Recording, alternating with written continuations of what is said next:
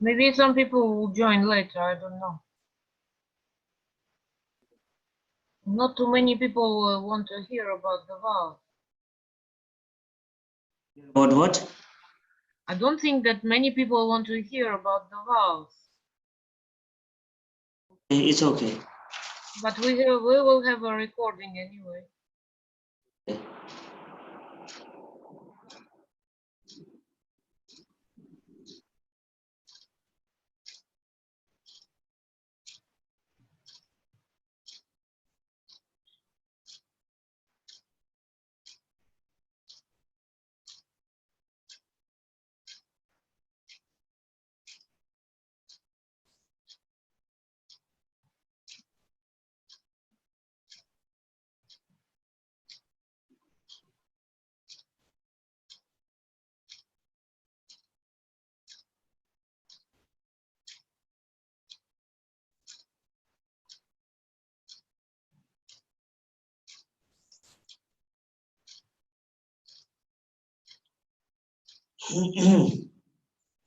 Okay, so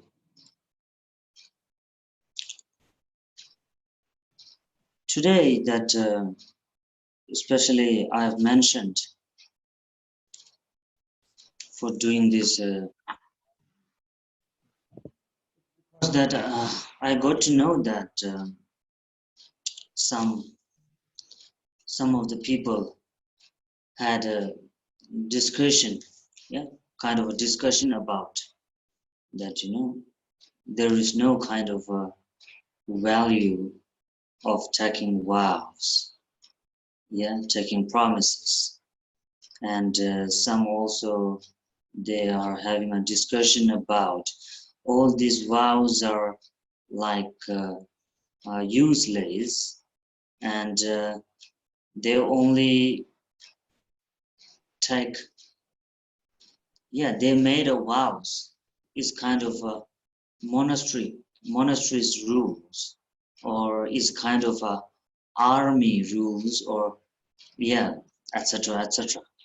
So some they are saying like that, and also that what you call it, and about the fasting, yeah. And they have a few questions about the fasting, that about the Nyunya fastings, that once we get up from the seat, then as the time has finished to have meal, yeah.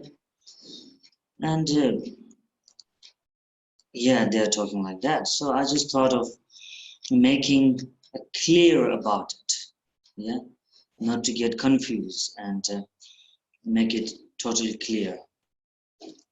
So that's why I've mentioned to all of you for this, not for a long period, but just for a short period, Zoom conference for today. Так сегодня я решил высказаться по поводу обетов или обещаний, которые мы даем, потому что развернулась определенная дискуссия, которую я читал, и некоторые говорили, что нет никакой ценности в этих обетах, что они бесполезны. И также говорили, что все эти обеты предназначены только для монахов в монастырях, для армии и тому подобное. И кроме того, что касается поста, в тот день, когда мы принимаем махаянские обеты, 8 обетов Махаяны, то люди также некоторые утверждали, что это очень странное правило, когда человек садится обедать в этот день, ему нельзя вставать со своего сидения или со своего стула. Вот. А если он встанет, то он больше не может продолжать трапезу, то есть его обед завершен на этот день. Даже если он случайно встал и не доел то, что у него на тарелке, ему уже нельзя все это доедать. Вот такое правило есть в 8 обетах Махаяны. Некоторым людям это не нравится. Поэтому я решил прояснить этот вопрос. Сегодня я буду краток, но я считаю нужным сказать, высказаться на этот счет.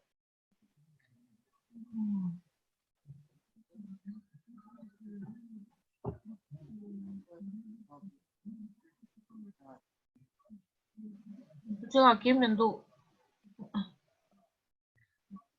Гогменду Сум Гогменду. Тогда Гогменду. Это.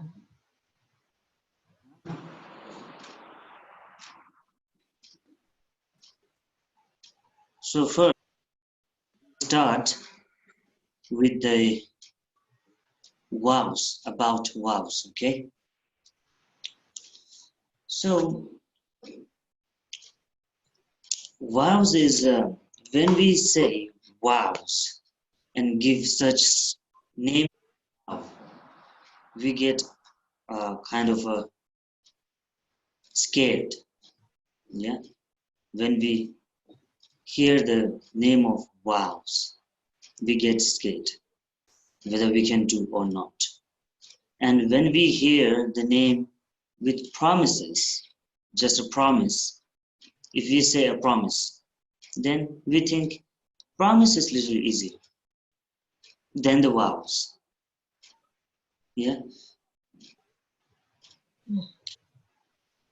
People like, mostly we take a promises. We do promise with the friends, we do promise with family, we do promise with the neighbors or with the people. Actually, we do. Mostly we do. Everybody we do. And when we say talking about vows, taking vows, and we feel a little scared because we think that vow is something different from the promises. Yeah? Only that we have given the name a little bit higher, in high level, like vows. But actually, the vow means promises. It is not other than the promises. Why vows?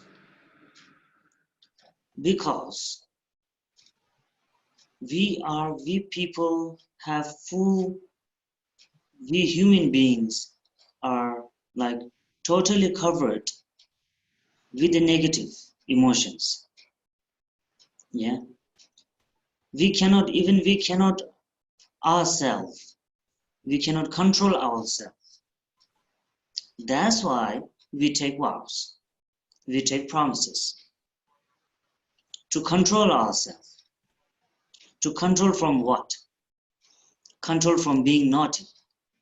Control from our life. Why? We promise. If we can control ourselves, if we can control our mind, exactly, totally, 100%, if we can control our mind, then we don't have to take any vows. We don't have to make any promises. Why should we? There is no any meaning of promises because I'm totally good. I don't have to take promise because I can control myself. I can control my mind. I can control my mind not to go in a bad way.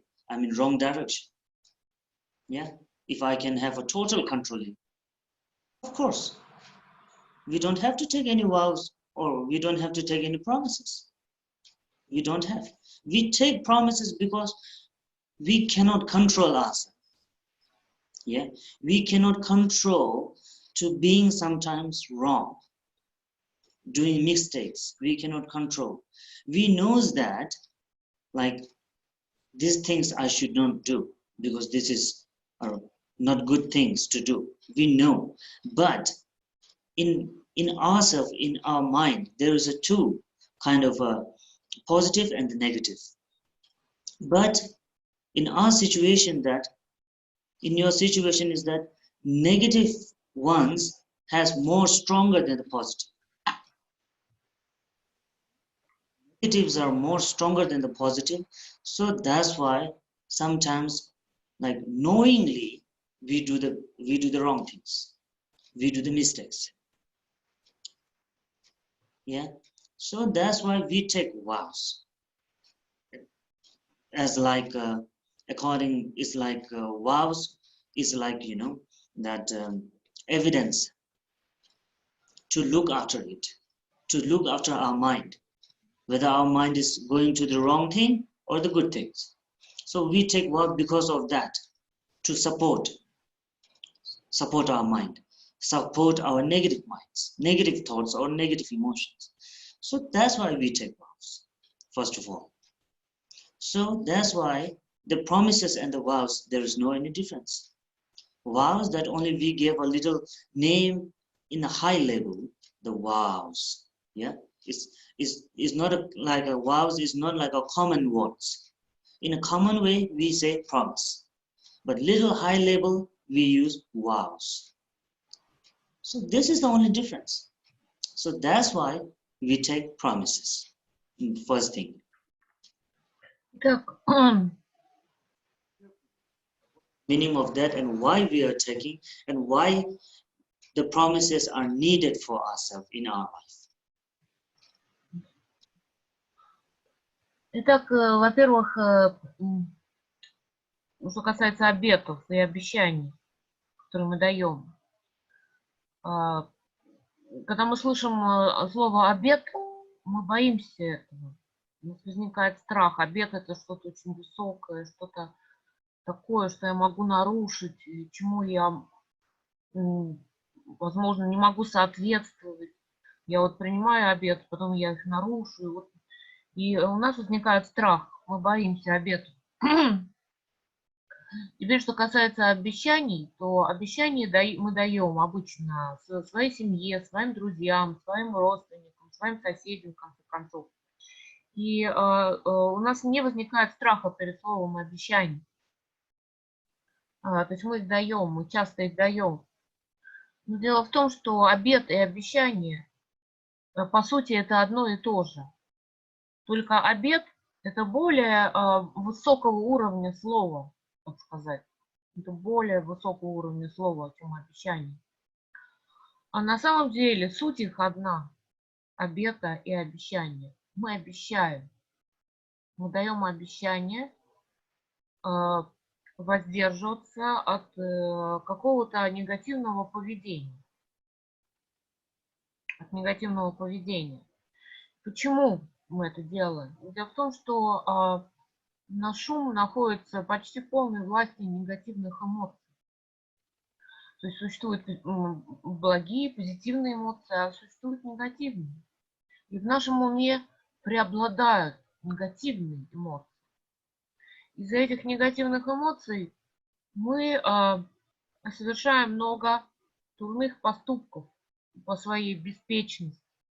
Мы их совершаем осознанно или неосознанно. То есть мы не контролируем свой ум. И вот для того, чтобы обуздать свой ум, и необходимы обеты или обещания, которые мы даем.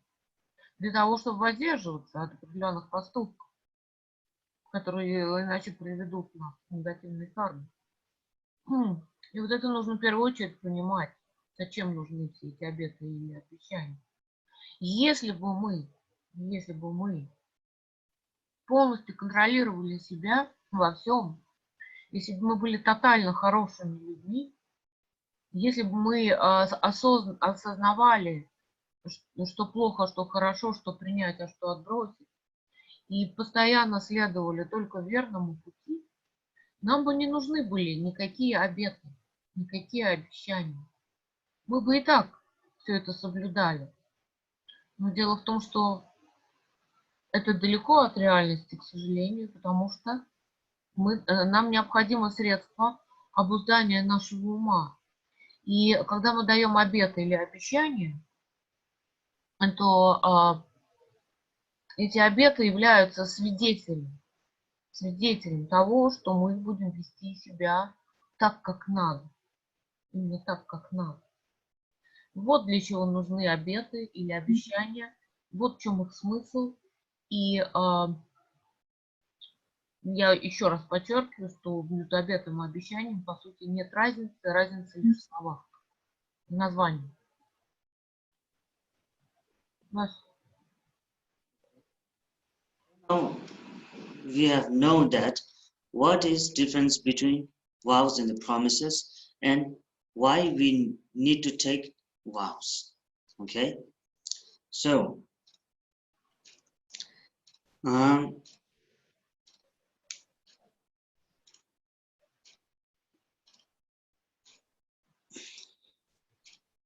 yes, then vow is kind, the promises is kind to, it's like to make yourself a person, or we can say a better human being.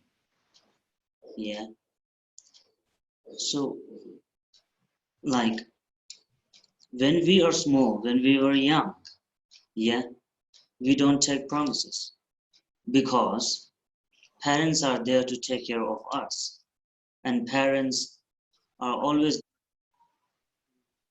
guide you, to guide us, which is wrong and which is right, you know.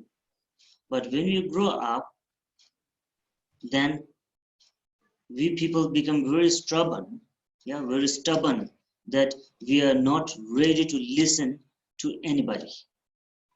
Yeah, we have kind of this um, fully fully what you call ignorance in ourselves, and that's why we are not be able to listen to anybody, and we are very stubborn, we become very stubborn by ourselves, our mind become very stubborn. So that's why we cannot change our life. It's very that we say, you know, that now he become mature enough, and now nobody can like uh, nobody can like control you. We people say that. It's why because we at that time we are totally become very stubborn by your mind, by our mind, and that's why we take vows. Vows is kind of a, you know, guidance. Promises are kind of a guidance to us, to guide our daily life, or we can say our steps, you know, guide our step correctly, that we that where we are putting our steps. So that's why vows and promises are just to control or just to manage our life better, in a better way. Yeah, okay.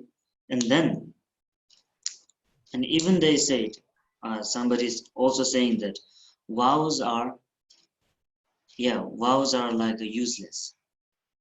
Yeah, vows are like only, the vows are only for the monks. And the promises are only for those monks who stay in a monastery. Or they say the promises are only taken by the armies or prison or something like that. They say, yeah, that's also true because, you know, in monastery life there is a discipline. In army there is a discipline. You know, everywhere there is a discipline. But in our life also there are discipline. There is a discipline, but we never follow the disciplines. Yeah? If we say those vows are only for the monasteries and for the armies, yeah, they really need it.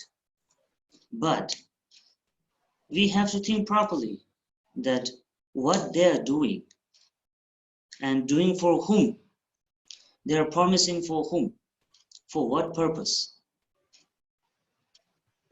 We have to know first that clearly, yeah, because promises are same.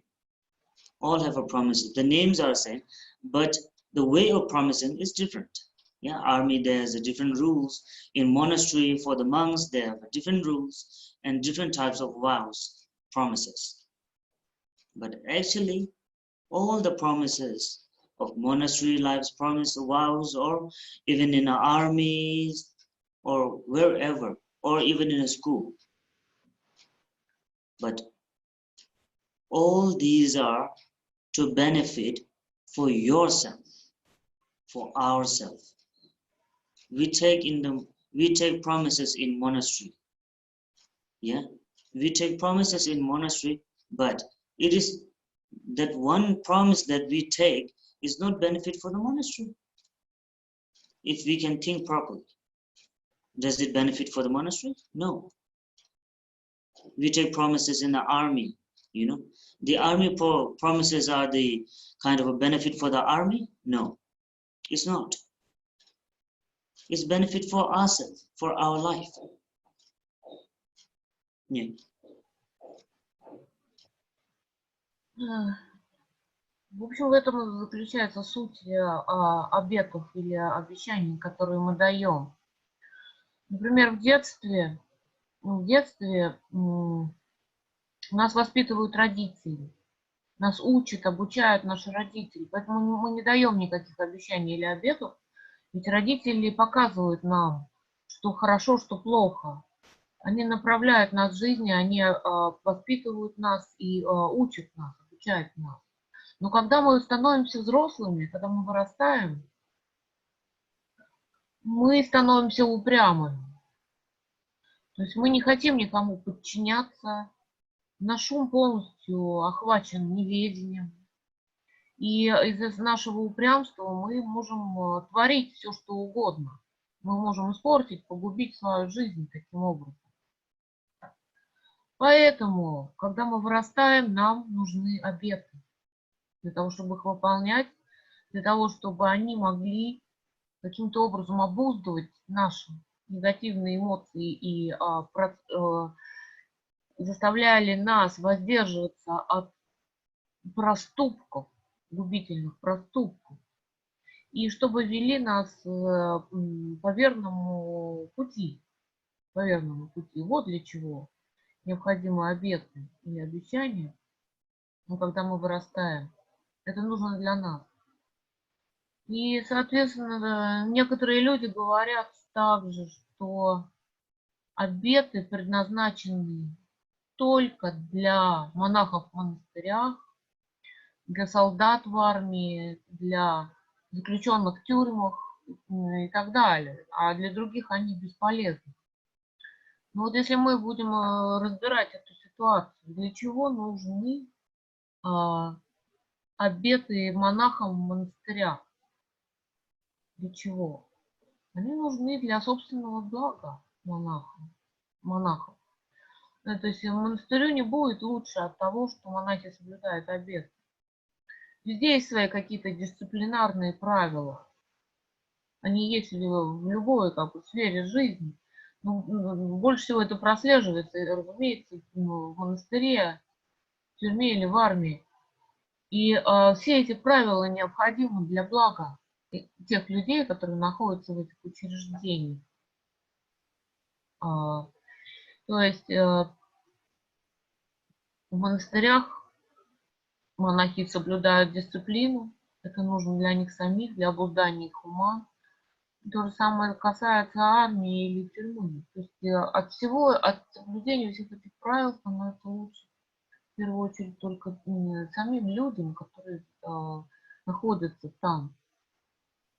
И поэтому, то есть очень важно понимать, что поскольку правила есть везде, во всех сферах жизни, все это не касается только лишь монастыря, армии или тюрьмы. Все это распространяется на каждого человека, на каждого из нас.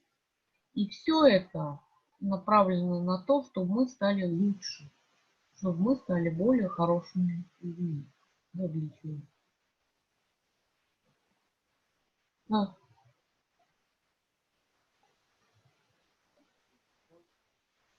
Example, in a monastery life and the army life. In monastery, what we do, and even some they say that, you know, like they think that I haven't go to the monastery like that, but it doesn't matter the way of their thinking, let it be. But I will tell you, in a monastery, we wake up early morning, around 4 o'clock or 5 o'clock. Yeah, that the monastery rules. I'm talking about the monastery rules. And then after waking up, freshen up. Yeah, freshen up, taking showers or whatever. And then straight after that, and the puja, morning prayer. Okay. And after the prayer finish, the morning prayer finish, morning session finish, then breakfast. Yeah, then breakfast. And then after the breakfast, then we have to study that whatever we are doing it, about whatever our philosophy or whatever, the study time. And then right at 11:30, the lunch time. 11:30 until 1 o'clock is a lunch time. And then after 1 o'clock, then there is no any meals. Yeah, there's kind of only 3 or 4 p.m. There's a tea and all that. And for those monks who is sick, yeah, and who that those monks that doctor said to eat medicine, for them there is a special dinner for them according to the doctor's prescription. Even the Buddha said, yeah, for those who is going under the situation, for them there is a special kind of a permission to have dinner and to have medicine. Even the Buddha also have been given the permission. It's not necessary that after taking a vows, there is not allowed to eat any dinner, whatever the circumstances is. Yeah, even the doctor said there is not allowed to eat dinner. It's not like that. I'm telling this openly. It's not like that. Because Buddha himself has given the permission.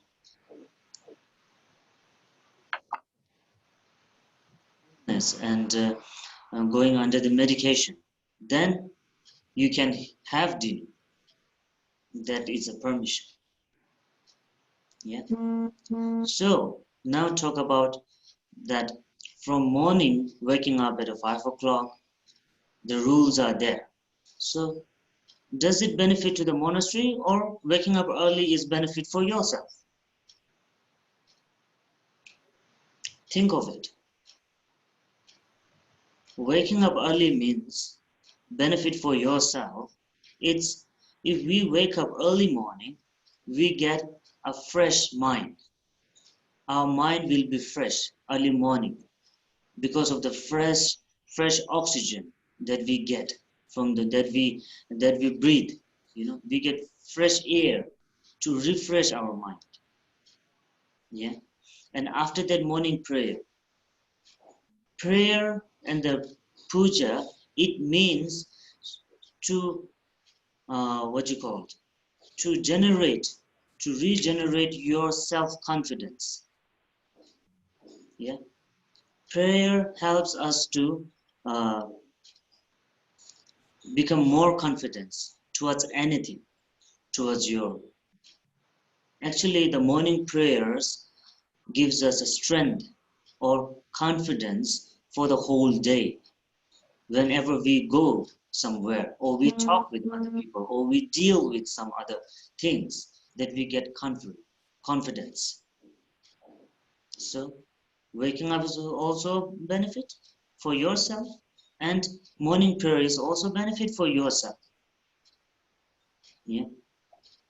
And study. After that, after the breakfast, study. And the breakfast is actually for your health. We have to take. And after that, having meal on time. What does that mean? Because we are like, when we are not taking any promises and we are like, as I said before, that we after we grown up already, then our mind will not be able to listen to anyone, and totally being very kind of a very solid ignorance. Yeah, and then we ourselves also will be not in a discipline. We do whatever we want. We don't care about any kind of society or anything else. Yeah, no any that we say no. He is a shameless people. We say like that. Ah, they are shameless people. What does that mean? It doesn't mean that they are shameless. It means that they are undisciplined. Yeah. Undisciplined. And then having meal on time means to making uh, your physical strong. Yeah, making your physical strong. And on the time, we say have meal on the time. Meal on the time means if we eat meal on the time, by the time, then our blood circulation, the blood circulation in our body also become correct. Yeah.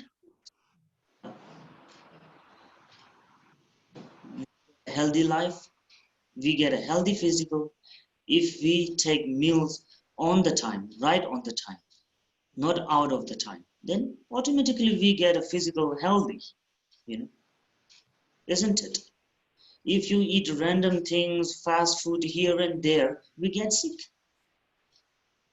Non-time we eat like morning we eat something, and later after we eat like snacks or something, and then later after we eat fast food and something like that. Then after that, we can automatically know that our belly comes out. Yeah, our belly comes out, become this big, and then we get an unwanted disease like a sugar or blood pressure or like headache or stomach ache. Of course, that's why we eat meal on time. It's because of benefit for your health. It's not something that like benefiting for someone else. So these are the promises. We always make promises for our benefit, for my benefit, or for your benefit, not for others. That we have to understand very correctly at first at all.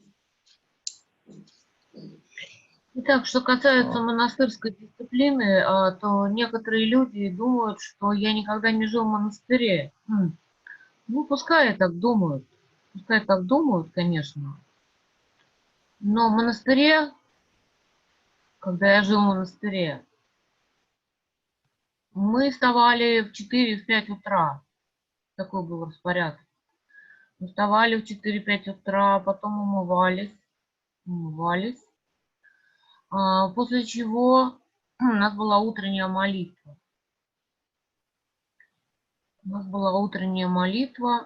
После этой молитвы мы завтракали, а после завтрака мы приступали к учебе. То есть мы изучали философию и другие предметы, и все это длилось до обеда.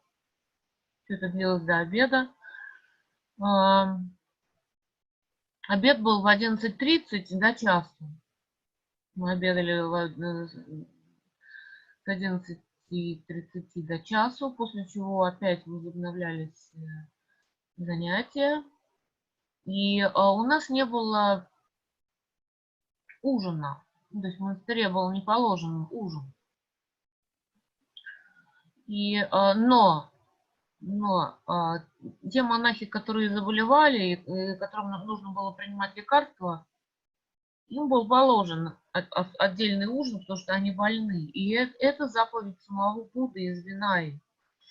То есть в Винаи Будда, в своде дисциплинарных правил или Винаи, Будда особо указал, что хотя после обеда есть нельзя, но исключение составляют те монахи, которые больны.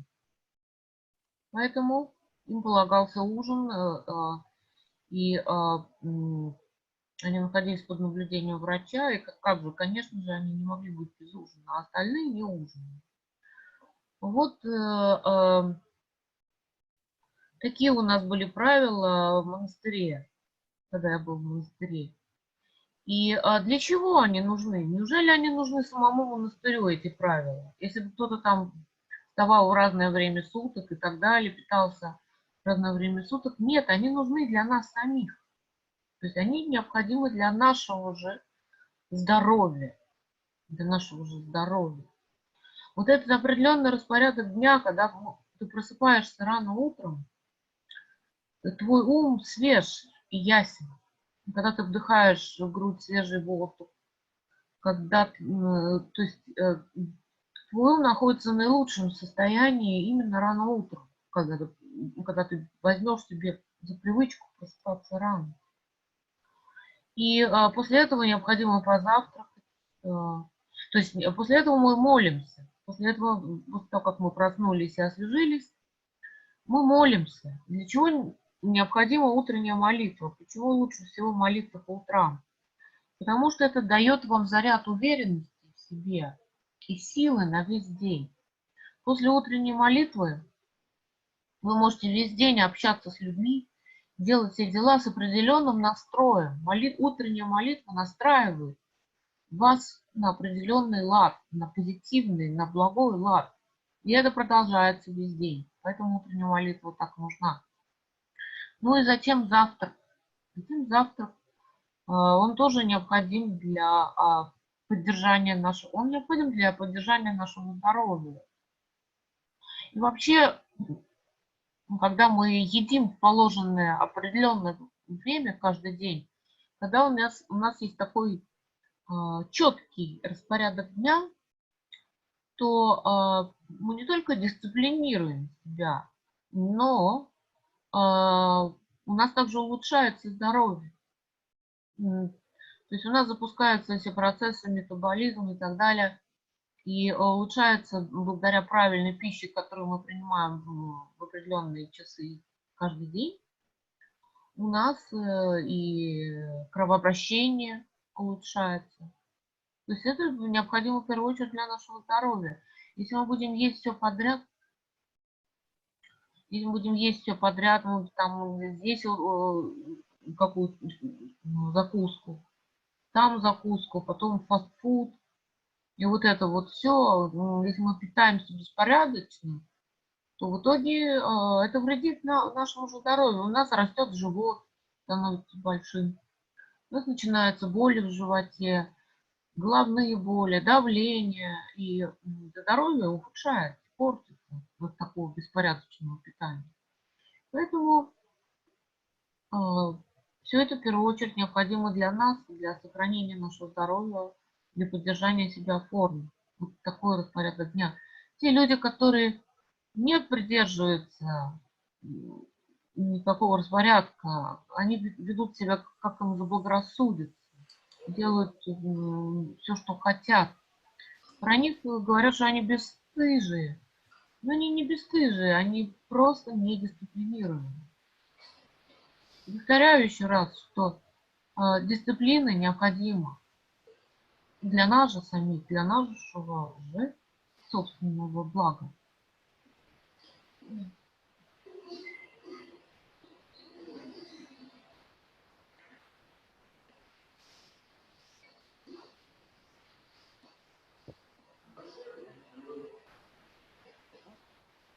That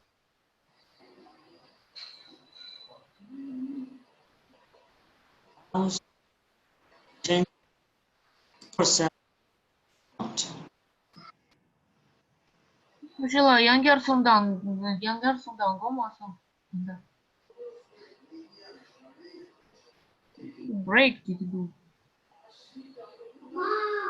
Иду.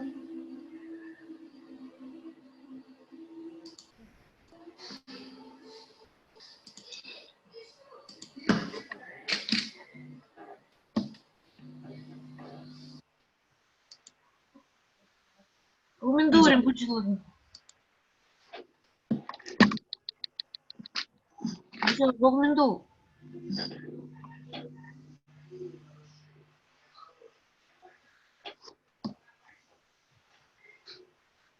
To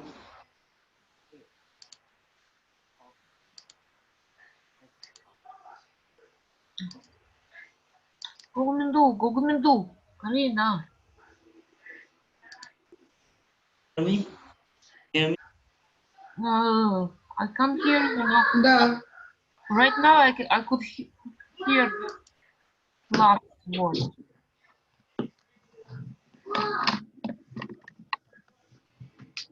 Включите микрофоны, у кого не отключен. Тут у нас проблемы с сигналом.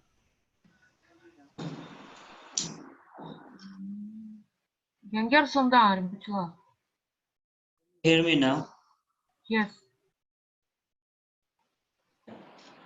So now it comes on us that we have to take vow to change our daily life, or we should not take vows to being to being a naughty.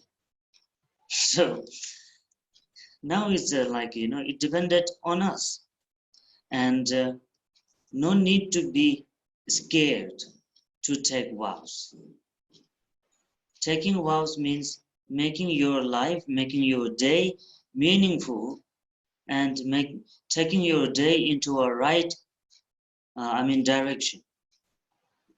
It's not like that promises makes your life like difficult. It's not like that. Yeah, now that you have to think about it. When some people say the promises are useless and all this, they spread kind of these things kind of rubbish talks, they spread all over, and from those words, and the other people get confused and they start to scare to take the vows. Vows is not kind of a different than the promises. Promises for what? Promises to make your life more kind of a bright, your day more bright. Okay. In the vow, there is no any difference, In the vow, it says vow should be taken early morning. It is kind of waking up early morning. Waking up early morning means to get fresh air for refreshing your mind. Yeah. Is there something wrong? No. I don't think there is something wrong of waking up early morning. And waking up early morning also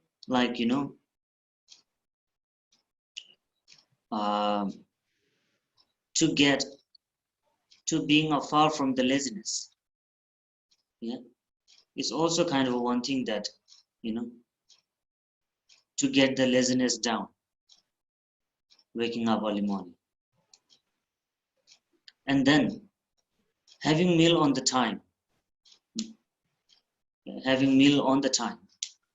It's for benefit your health, to make your condition well, your blood circulation and everything, your organs, putting in the right things. Putting in the right way. I don't think that having meal on the time I don't think that it is a kind of a useless. I think it's important to live a healthy life. Yeah. And not killing and not harming others. Definitely very good. Yeah. To not to harm others. Because we want happiness. We want happy life. As same as other.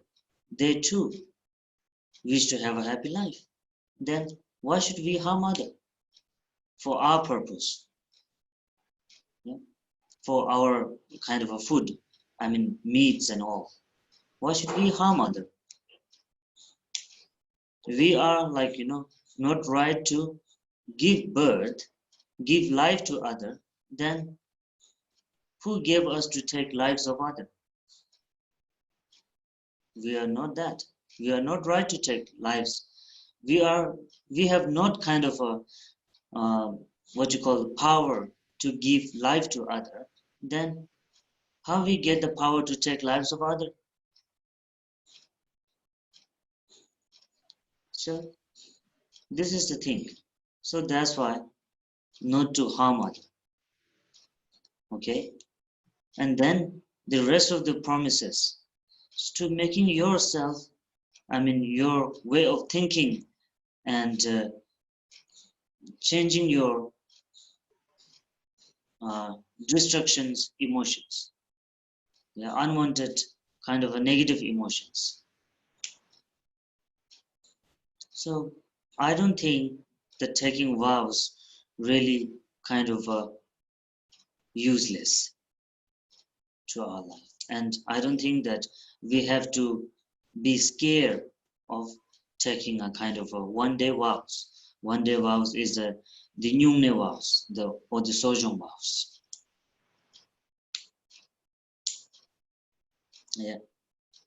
Так, что касается обетов или обещаний, которые мы даем, нам самим решать, хотим ли мы дисциплинировать свою жизнь и двигаться в верном направлении, либо мы хотим жить беспорядочной жизнью, необузданной жизнью. Это решать только нам. Некоторые люди говорят, что обеты бесполезны. И это пустые какие-то и разговоры. Я думаю, что это совершенно ненужные разговоры, которые к тому же сбивают с толку других людей. Те прислушиваются к таким вещам, и им тоже не хочется принимать обеты. Это как бы заражает других нежелание соблюдать обеты. Но дело в том, что если мы возьмем эти обеты, то что в них может быть бесполезного и интересного? Вот, например, когда мы встаем рано утром для того, чтобы принять эти обеты. Я говорю сейчас об однодневных обетах, 8 обетах Махаяны, которые мы принимаем на сутки. Всего лишь на сутки мы принимаем. Это называется сojong. Вот. И они также соблюдаются во время практики Нюнгне. Во время Нюнгне они соблюдаются. Либо их можно соблюдать один день отдельно, в благоприятные дни, как однодневный обет. Соджонг или 8 обетов Махаяны. Я вот про это сейчас говорю. То есть, когда мы встаем рано утром, что в этом плохого? Что в этом бесполезного? Наоборот, это очень благотворно. Потому что, как я уже сказал, наш ум свеж и ясен утром. И мы можем сделать много вещей полезных для себя. И кроме того, это избавляет нас от лени, от праздности, от пересыпа и так далее. И когда мы можем валяться там до неизвестно какого времени. Так что ранний подъем – это очень полезно и благотворно. Далее, когда мы принимаем пищу в положенное время, в определенное время, каждый день, например, как я уже сказал, и в обете также предписано, что обед стоит с 12 до часа. Если мы регулярно принимаем пищу с 12 до часа, то это лишь пойдет на благо нашему организму. То есть у нас будет хорошее кровообращение, у нас будет хорошее пищеварение, наш организм привыкнет к этому. И это пойдет только на пользу нашему здоровью, а больше ничего. Далее, отказ от причинения вреда, от убийства живых существ, причинения вреда живым существам. Дело в том, что все живые существа, так же как мы, хотят счастья и не хотят страдать. Мы в этом абсолютно равны. И более того, например, здесь это связано с употреблением, скажем так, мяса. Да? Мясо. И более того, когда если мы не могли дать жизнь другому живому существу, то мы, соответственно, не имеем права и отбирать у него эту драгоценную жизнь. Вот в таком ключе мы должны думать, когда мы отказываемся от убийства или причинения вреда другим. Все остальные обеты из 8 обетов Махаяны, они связаны с обузданием наших разрушительных, наших негативных эмоций. И подумайте только, какое от этого благо. когда мы обуздываем себе негативные эмоции, которые иначе полностью овладевают нашим умом. Соблюдая обеты, мы подчиняем себе негативные эмоции хотя бы на сутки, когда мы придерживаемся этих обетов. Поэтому этих обетов не следует бояться. Они предназначены только для нашей пользы.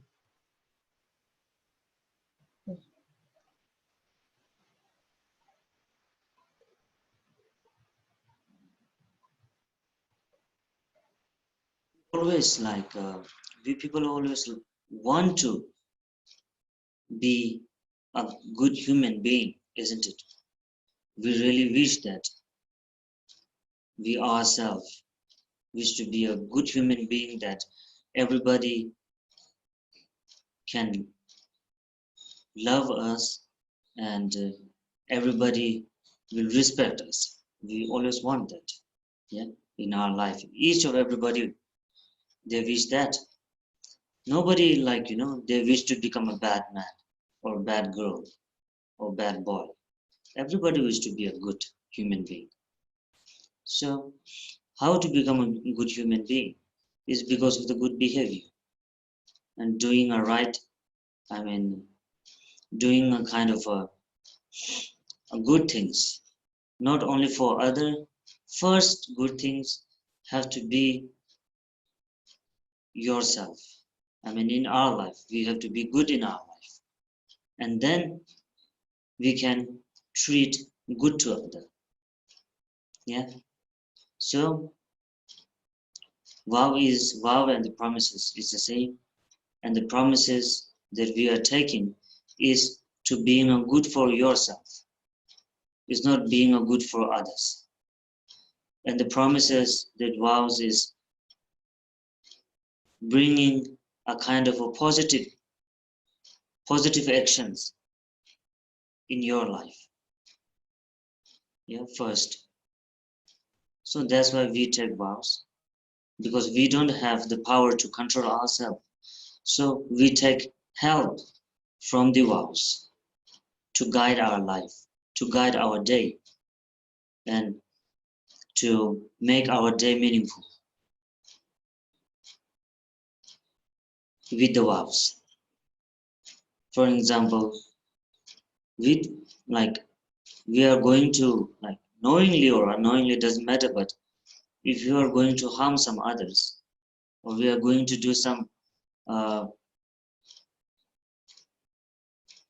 unwanted things or naughty things, and then if we have taken a vows, then we suddenly remind that, oh, I shouldn't do that because I have promised, I have taken a vows. So you have been saved, isn't it, from because of the vows of doing something wrong, isn't it? So does it benefit for yourself or does it benefit for others? Of course, it's benefit for yourself. Benefits yourself, and vow has saved you of doing senseless things. And if you do the senseless things, after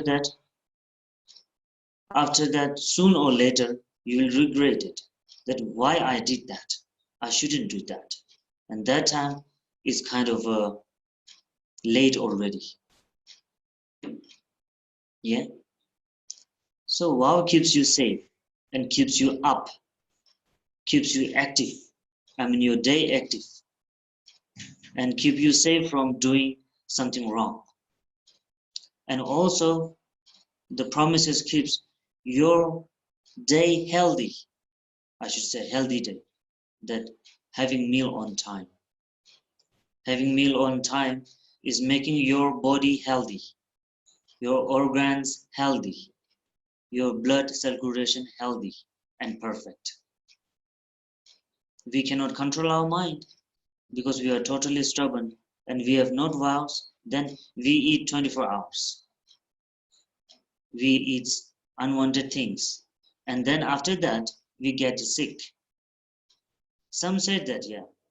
Even some said that I can, what they said, I never, I never, I never quit a good food.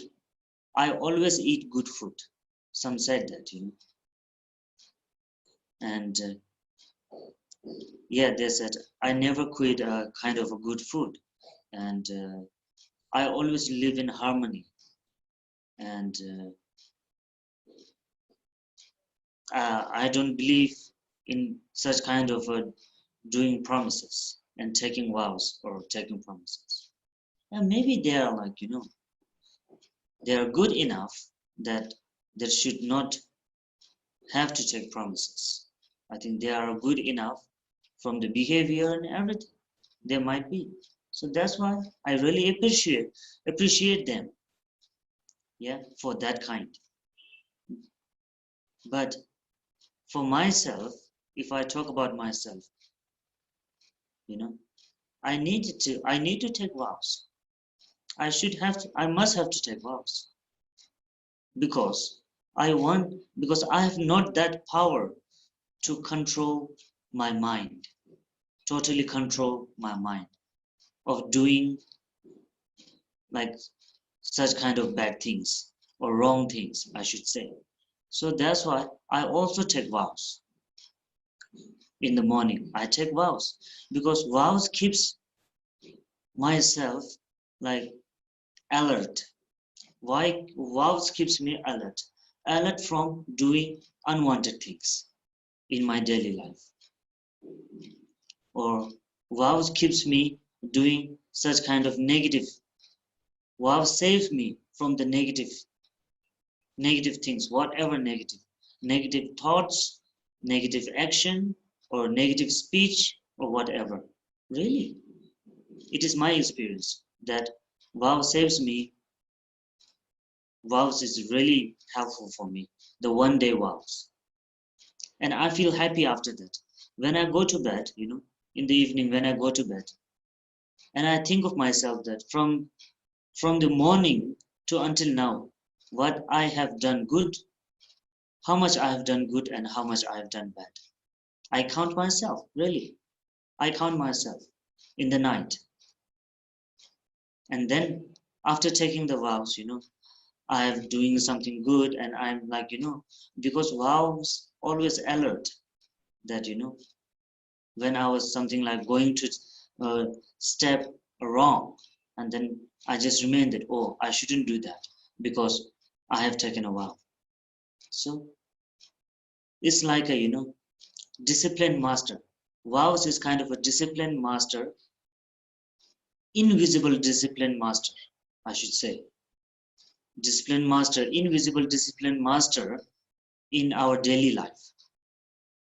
So when I count that, I feel really happy because especially physically, I have not done something like, like helping others, or because I cannot go out over here, cannot move out, cannot do something by the physically, but from the mentally and from inner, like, I did pray, I chant, I recite something, and after that, I dedicate to all the sentient beings, and then, like, even I feel healthy because morning I have taken a vow, and after 12, I just finish my lunch, and at the night, I don't have dinner. Yeah. I don't eat dinner at the night these days during the Saka Dawa. And when I wake up early morning, I feel really fresh because at the night I didn't eat dinner, and even in the morning I wake up very fresh and my mind is very fresh. I don't feel laziness in myself, and I can wake up early morning very easily. I feel really comfortable. Yeah, really, because I'm sharing this is my experience. That how that promises and the vows helps my life. I mean, helps my daily life, day-to-day life. Because this is my experience that I'm sharing. Because vows helps me a lot for doing something. Whenever like some small insects is going there, running there, like, I remember the vows. Oh, I have taken a vow. I should save his lives. Then I just pick up and put it somewhere in a safe place. So it's like benefiting yourself. It's not benefiting for others. So people doesn't know that. And so then people just say that promises are rubbish. Promises are only made for the monks, only for the armies. And even you see those armies, who is in that army area, and after when they back to their homes are like, their families, if they're kind of belongs from the army family, you can see the difference. Army families are like, really in the discipline. They take proper meal, they do exercise, and they talk very nicely. They are very they are like, from the inside, they are very kind to each other. Yeah. Isn't it? Because all of them are like, under discipline. So for them, people, they don't have to take any vows, because vows and the promises meanings are same. And that's why people love that, if some army came, the people say, oh, he's a military man, please come, have some tea, have some coffee. They offer because, they are in the discipline. They are following the disciplines. They have a disciplines. So people respect them. Why people don't respect us? Because we don't have any discipline. We talk whatever we want. We do whatever we want. Not taking care, not caring about the kind of what you call the society. Nothing. We do a senseless things. We eat whatever we get, and later on, at the end, hospitalized. For what? Eating nonsense, belly fat, yeah, not proper blood circulation, diabetes, blood pressure, everything. It's why? Because we are undisciplined. That's why. So just think of it. Vows are benefits or it's a rubbish? Does vow really help you or not? It's up to you. So that's why, like, some of you have confused, that before I said to take vows, and after that somebody came suddenly inside it and spread the nonsense that vows are useless, not meaningful, and like that, and blah, blah, blah. And now people get confused. So I just thought to be clear out it. What is the vows really helps? How the vows really helps in our life? So that's why I also have shared my feelings. I mean, my experience. So vows are that even the Buddha has given the permission. So you don't have to worry. If you are really going through under medication, and doctor said that you must have to eat dinner, and after that you have to eat medicine, then of course you have a right permission to have. There is no one can stop. No one can say that you should not eat medicine or you should not eat dinner. You can take vow, doesn't matter. Yeah, you can take vow, but you can also eat dinner. It doesn't matter, because dinner is because you are under the medication. So Buddha has given the permission to all the monks that, actually monks, they don't eat dinner, and but for those who are monks have to eat dinner because kind of a guidance of the doctors or something else, then Buddha also has said that, those who are like under medication or under doctor's prescription, those can eat dinner. And especially they have a dinner for those who is kind of a sick, or who really need to have a dinner and for the medicine. They are allowed it. So don't have to worry about it. You should do that freely, I mean say. Yeah.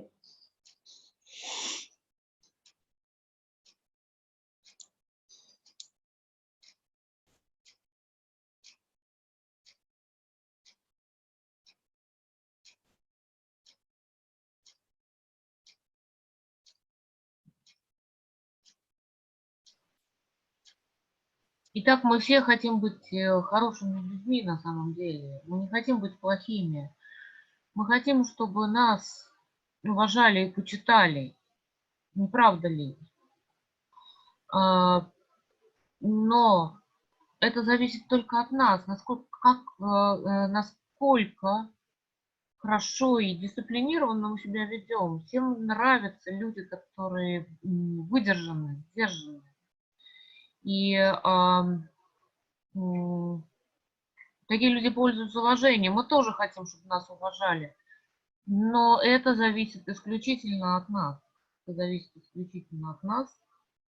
Поэтому нам самим решать, как нам себя вести. Вести себя безрассудно.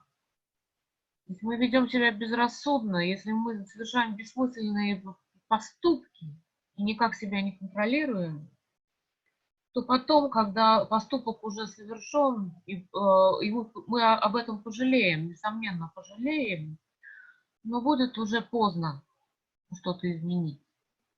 Так что обеты или обещания направляют нас в нужную сторону. Они помогают нам контролировать нашу жизнь, ведут нас в правильном направлении. Обеты заставляют нас задумываться о каждом нашем шаге. То есть они порождают нас осознанно на пути, ведут нас в правильном пути к нашей цели. Вот для чего нужны обеты. Для того, чтобы сделать нашу жизнь осмысленной и яркой. Для того, чтобы осветить нашу жизнь. Для этого обеты так необходимы. Некоторые люди говорят, вот, например, мне не нужны обеты, потому что я и так правильно живу, я правильно питаюсь. Я живу в гармонии с собой. Это очень хорошо, я могу только порадоваться таким людям, которые настолько уже достигли высокого уровня, что им просто не нужны никакие правила в их жизни. Что они сами контролируют себя, они осознанны, они не совершают дурных поступков, у них нет омрачений. Я могу только посорадовать. Но я сам не такой. Я сам не такой. Поэтому сейчас, в эти дни Сакадавы, в месяце Сакадавы, священного месяца Сакадавы, я каждый день принимаю обед. Мне они лично необходимы. Почему?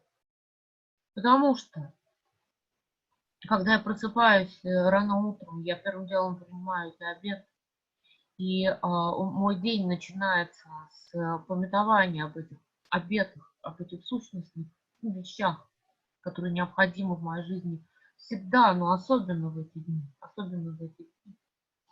И тогда под знаком этих обещаний проходит весь мой день.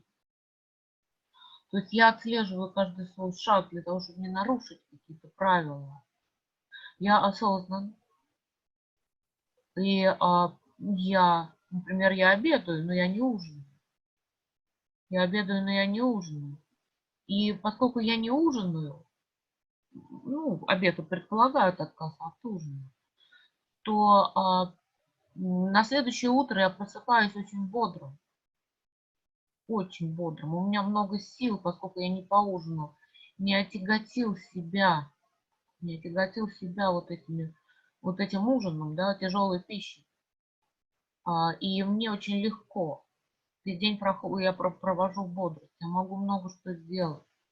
Я отслеживаю свои шаги. Например, если я вижу какого-то муравья, я помню об обете отказа от убийства. Я пытаюсь спасти этого муравья. Я пытаюсь его вынести в безопасное место, чтобы его случайно не раздавить и так далее. А ведь вы подумайте о том, что когда люди не соблюдают никаких правил, когда они едят 24 часа в сутки, какие проблемы они тем самым на себя навлекают. То есть, во-первых, у них начинается ожирение, потом начинаются те или иные проблемы со здоровьем. Вот, и у них начинается диабет, и повышается гипертония И вот эти вот все вещи, нежеланные вещи, только потому, что они вели себя необузданно, они не соблюдали распорядок дня, они не соблюдали диету и питались чем хотели. Все это приводит их только к одному, к больнице. Вы должны это понимать. В то время как человек, соблюдающий правила своей жизни, не страдает такими заболеваниями. И, вот, например, вот возьмем военных, да, военных. То есть в армии существуют определенные правила. Военных там говорят, что их муштруют, но на самом деле их дисциплинируют. И в итоге это полезно для самих этих военных людей. Когда они, например, приезжают в отпуск в свою семью, всем видно, что как их поведение разительно отличается от поведения других людей. Они дисциплинированы, они сдержаны, они вежливы и так далее и тому подобное. И они вызывают у всех уважение. Например, любой сосед, когда какой-то военный приезжает со своей семью в отпуск и так далее, на побывку и так далее, все готовы пригласить его к себе домой, угостить чем-то, чаем и прочим. Вот. Поэтому военные пользуются уважением. А почему? Только потому, что они дисциплинированы. Они научились этому в армии. И ничего, кроме пользы, подобная дисциплина им не принесла. Они изменили себя к лучшему. Они стали лучше. Но вот эти все вещи нужно понимать.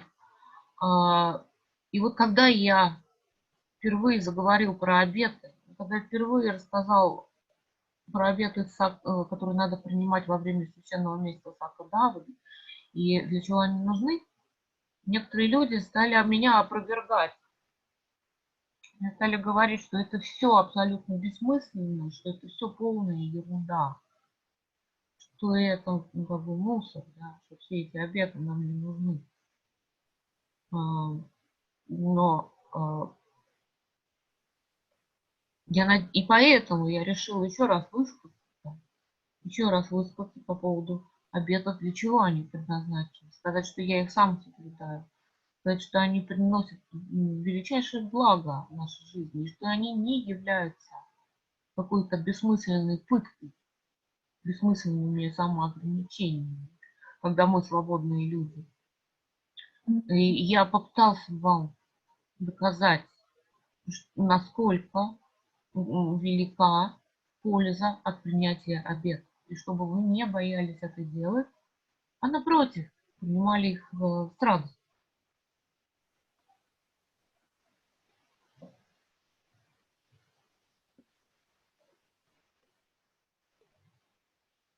The doctors, you know, they say that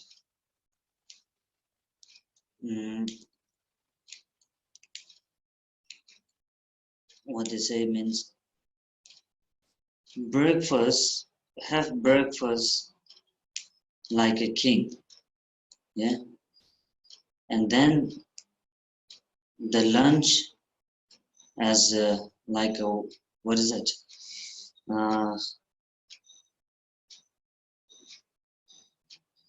lunch is like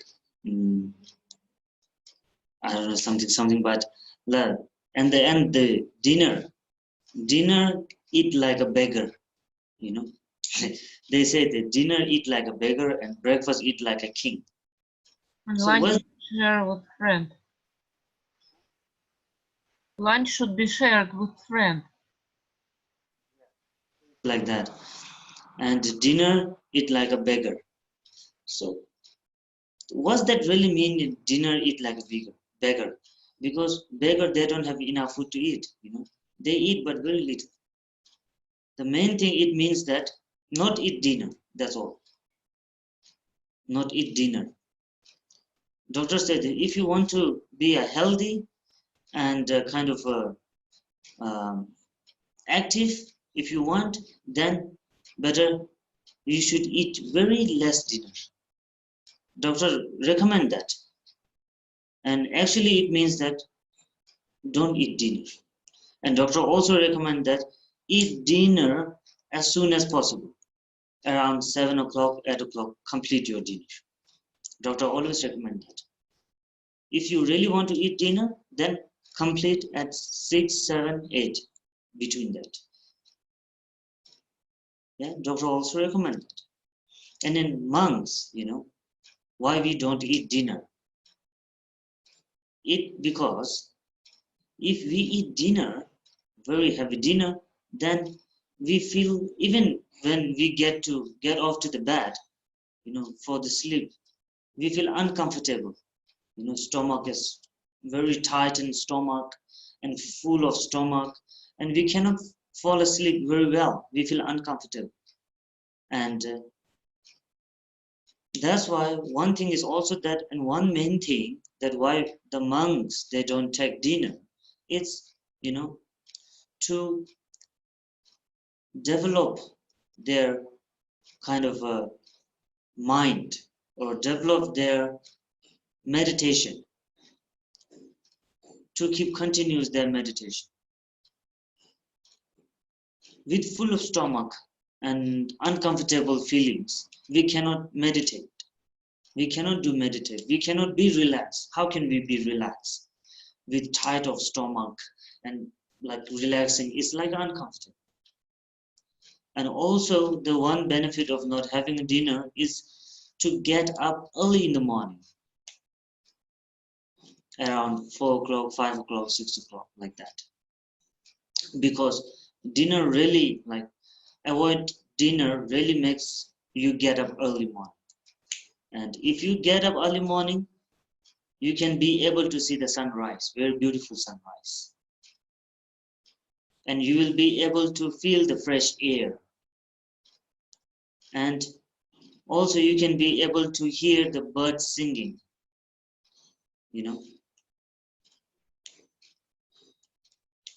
There is many benefits, and you can bring kind of many beautiful things in the morning. If you wake up early morning, you can see a beautiful sunrise, you can hear beautiful kind of a bird singing, and you can take a long breath of the like pure and clean air. So all these kind of things is benefit for yourself. It's not benefit for others. So that's why the Buddha is himself, we can say everything. He is a kind of a scientist, he was a kind of a astrology, or he is a kind of a doctor, or he is everything that we say. He recommends that because he knows that it is necessary to keep ourselves healthy. So that's why he recommends. Otherwise, why should he recommend this all? If there is no any meaning, then he should not recommend all these things. Because there is a big reason behind that.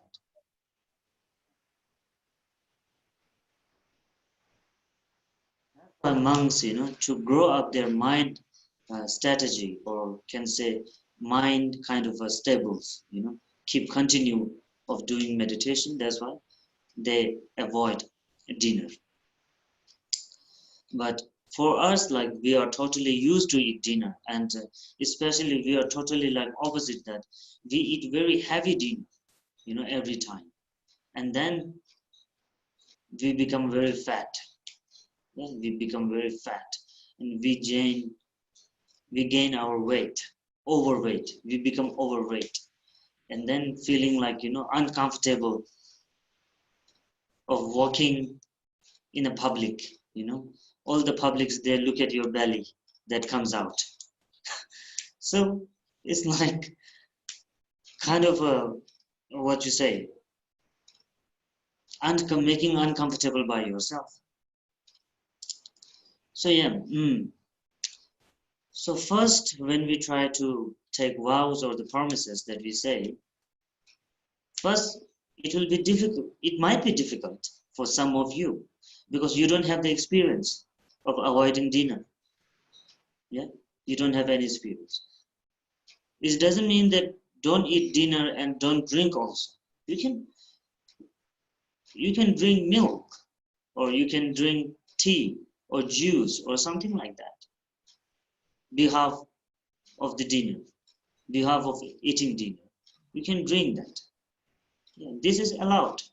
It's not like it is not allowed or created something new at the end. It's not like that. Drinking can be, but not the alcohol. Yeah, not like alcohol drinking.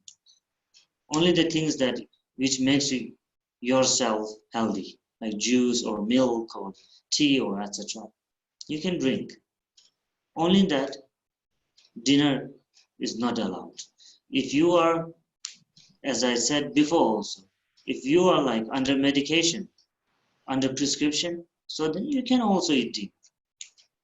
It doesn't mean that you are breaking the vows, you are breaking the promise. No, it's not that. You are not breaking the promise. You should take vows and also, but the dinner should be like what you say, as the doctor always say, dinner as a eat as a beggar, like just a little for your health, for the medicine. Because after the dinner we have to eat medicine, so that's why is allowed. Yeah, but also the same that you can take vows. You don't have to be scared of taking vows. These New Year vows are only for one day, only last until 24 hours. Yeah. If we cannot like be able to take a promises only for 24 hours, then how can we take promises for the lifetime? This is very difficult for taking a promises for a lifetime, isn't it? It's really difficult. But we do that promises. Yeah. We mostly do the promises in a happy time. Like, I will never leave you. I promise that I will never leave you until I die. Yeah, isn't it? This is a lifetime promises. But we think it's really easy. I don't think it is easier than the taking one day vows. One day vows is only for 24 hours. But that kind of promises are for a lifetime. So then if you cannot like be able to complete the one day vows, then how can you be able to complete the whole life vows? It's a very big thing. We have to know that. But we easily say, okay, I promise that I will never leave you until my last breath. Yeah. In the movies also they say, I promise that I will never leave you until my last breath. Who knows? And even when they break the rules, they break the promises, but nobody cares. They're on their own way. Nobody cares. But the main thing that they have done the promises, but nobody's there. Nobody follows the promises. So one day vows is, I think, more easier than taking whole life vows. But this actually vows, the Nyingnya vows, is especially from the Mahayana, and especially for those lay people who cannot take a kind of a whole life vows, which we have in monks. In monks, they take vows for a whole life until we die. So see, the monks' vows are totally different from these vows. Monks and the nuns, they never take vows only for 24 hours. They take vows for a lifetime. And the Nyingnya vows is for the people who cannot practice all the time, who wish to practice, but only for like limited time. So this is especially for them, that they can take only like 24 hours vows. And after that, these vows automatically, finish by itself. So no need to get confused of taking these vows. You should try. Yeah. You should try taking of these vows, and then research yourself what you get benefits from this taking these vows, and the result is in front of you. Yeah. that how you feel waking up early morning, and how you feel like after like not eating dinner. First time avoiding dinner it should be difficult for you because we are not used to it. But later on, it will be like a habit. And you feel more like, light. I mean, your weight. You mean more light. You feel more light. You feel more comfortable. So, being that. And then you love to eat later. And you love to not eating dinner. And after that, it's a simple. No need to be scared. Have to be scared taking vows for a lifetime. That we are doing it with the neighbors, with the friends, with the family. And in a relationship, we always do that. Beware of it.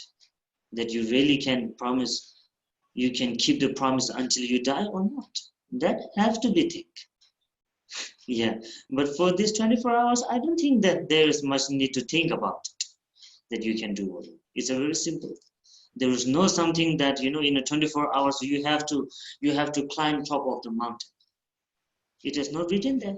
So it's not that hard, to keep the vows.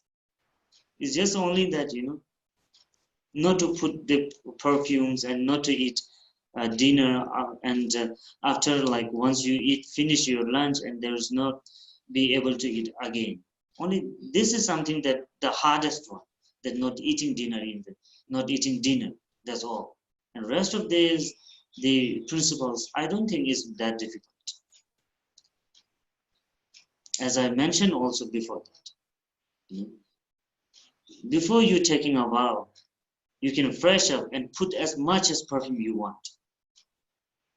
Yeah, and put as much as powder and cream that you want. Yes, and after that, after taking a vow for 24 hours, don't put a cream. Doesn't matter because you have put it already. Then no need to put again. It's not that necessary. Really, isn't it? Yeah, just that we need to think about it. No need to be scared. But there is no dinner, it's okay. But there is allowed to drink something. You can drink milk. Milk can also fill up your stomach. It's a protein and fat and everything is in the milk. So then you can also fill up your stomach with the milk, with the juice, with the healthy juice. Yeah. So why dinner? Why dinner is necessary? And the waking up morning, early in the morning, is like, getting fresh air and the benefit for your health, actually. And more beautiful things that you haven't seen until now. Once you wake up early morning, you can be able to see all these things and you can be able to feel everything. Even that I've shared my experience to you. I hope you guys understand from that too. Yeah. And now, Also,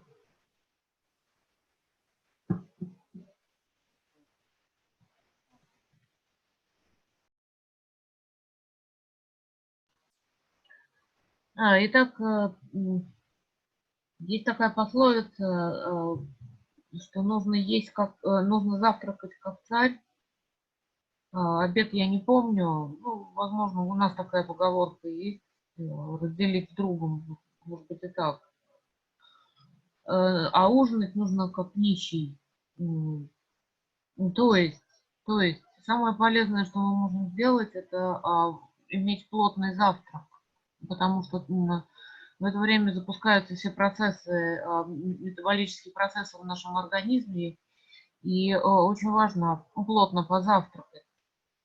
Что касается обеда, то он должен быть половину меньше, чем завтрак, примерно так. И отказ, что значит есть как нищий? Потому что нищим практически не достается никакой еды, только какие-то крошки. И, соответственно, это подразумевает отказ от ужина. То есть, касается ужина, да? Отказ от ужина это подразумевает.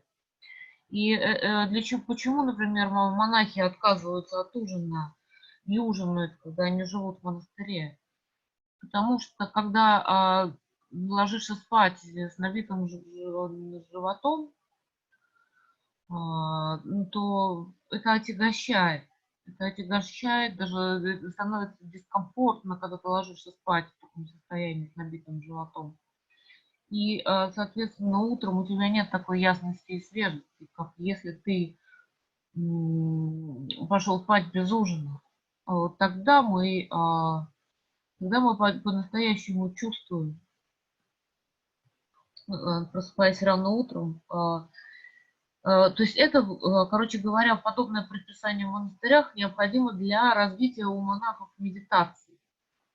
Для того, чтобы им было легче медитировать, легче практиковать, чтобы у них тело было легким, а ум был ясным и свежим, что крайне необходимо для практики медитации.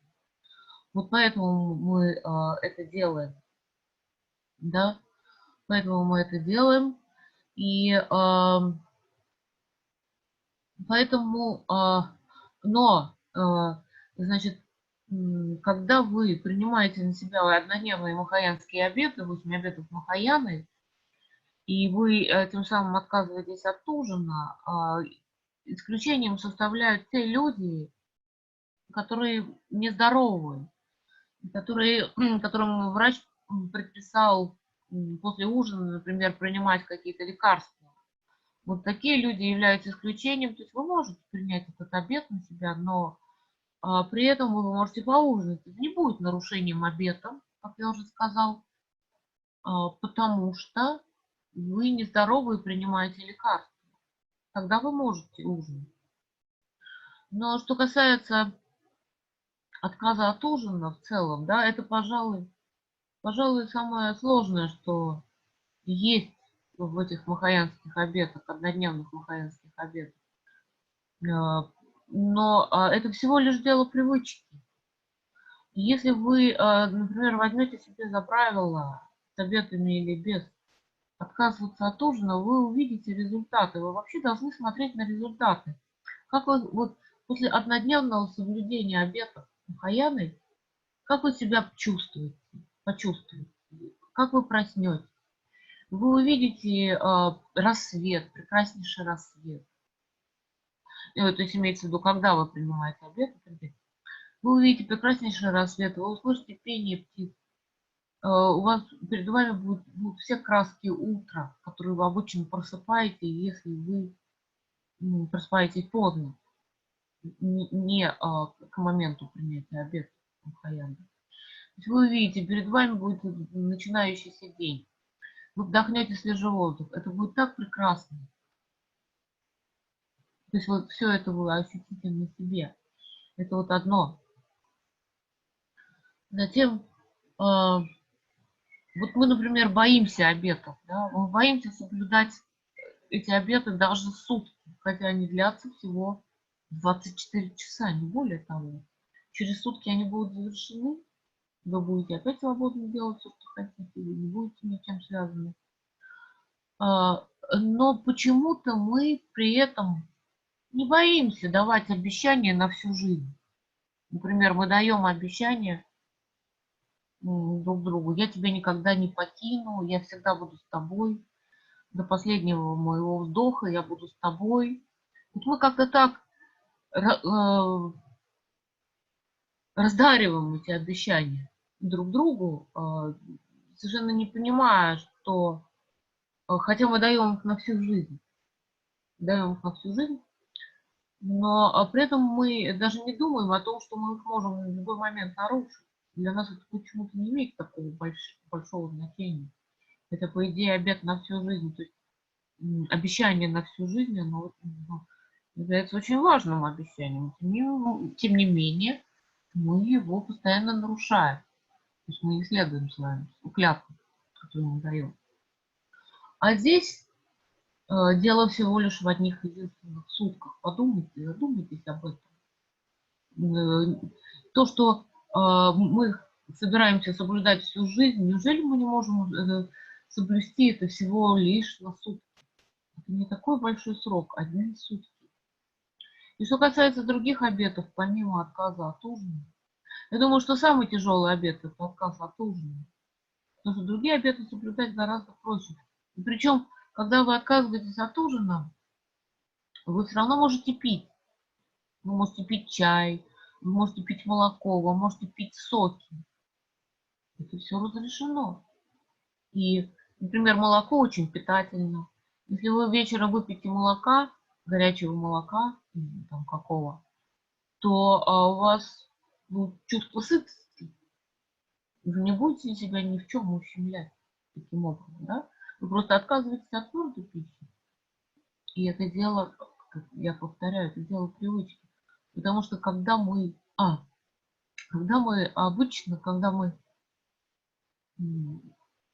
ужинаем, то мы склонны наедаться на ночь.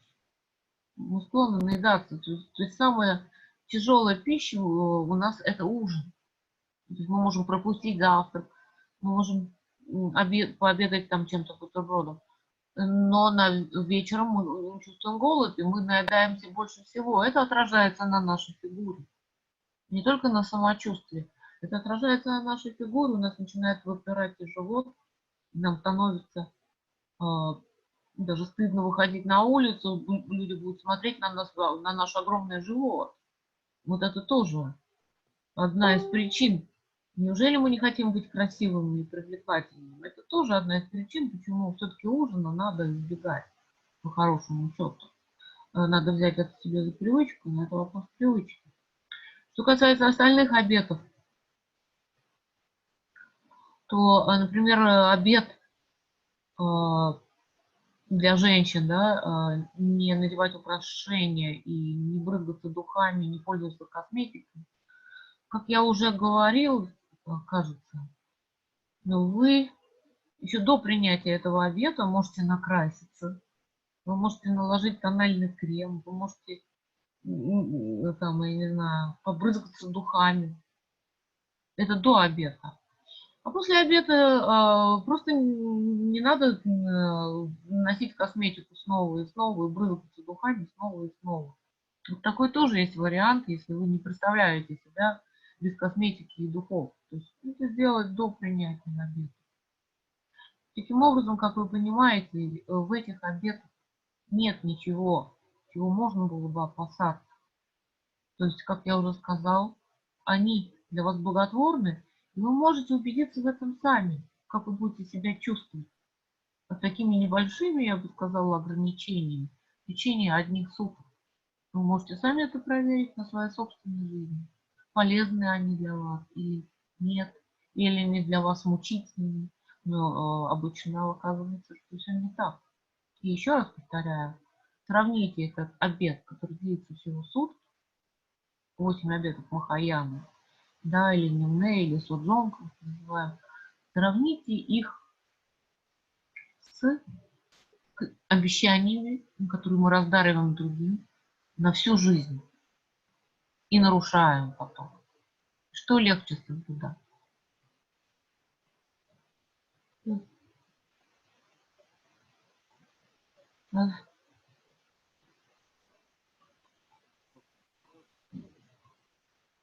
They think, some of they think that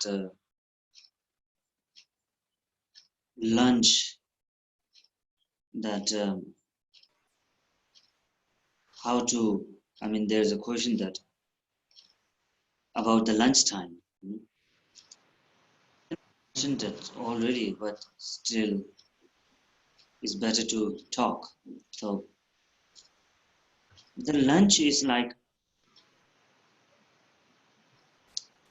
some they said only one time lunch and not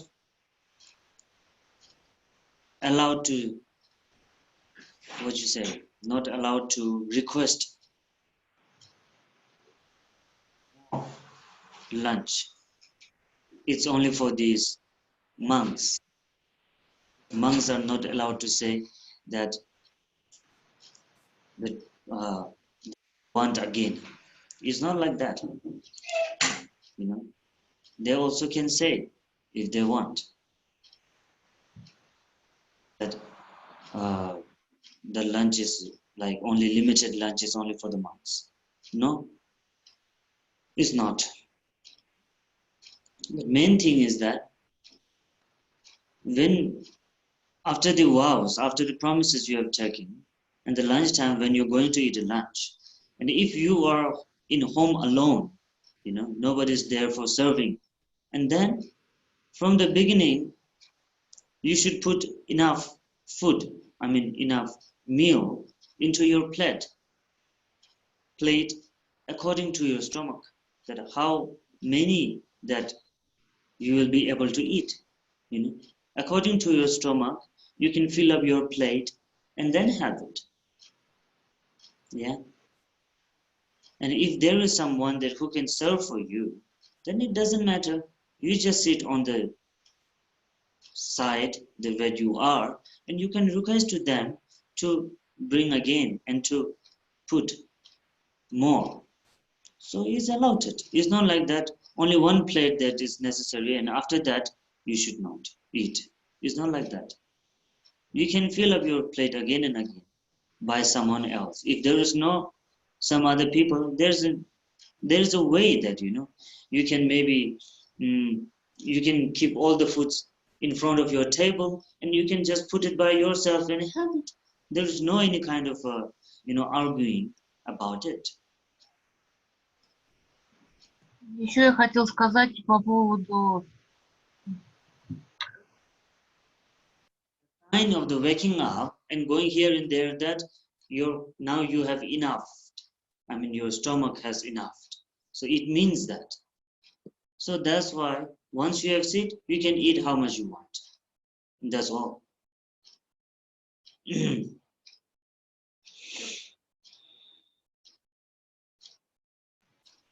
Еще я хотела сказать по поводу обеда, в день принятия обетов Махаяны, обед.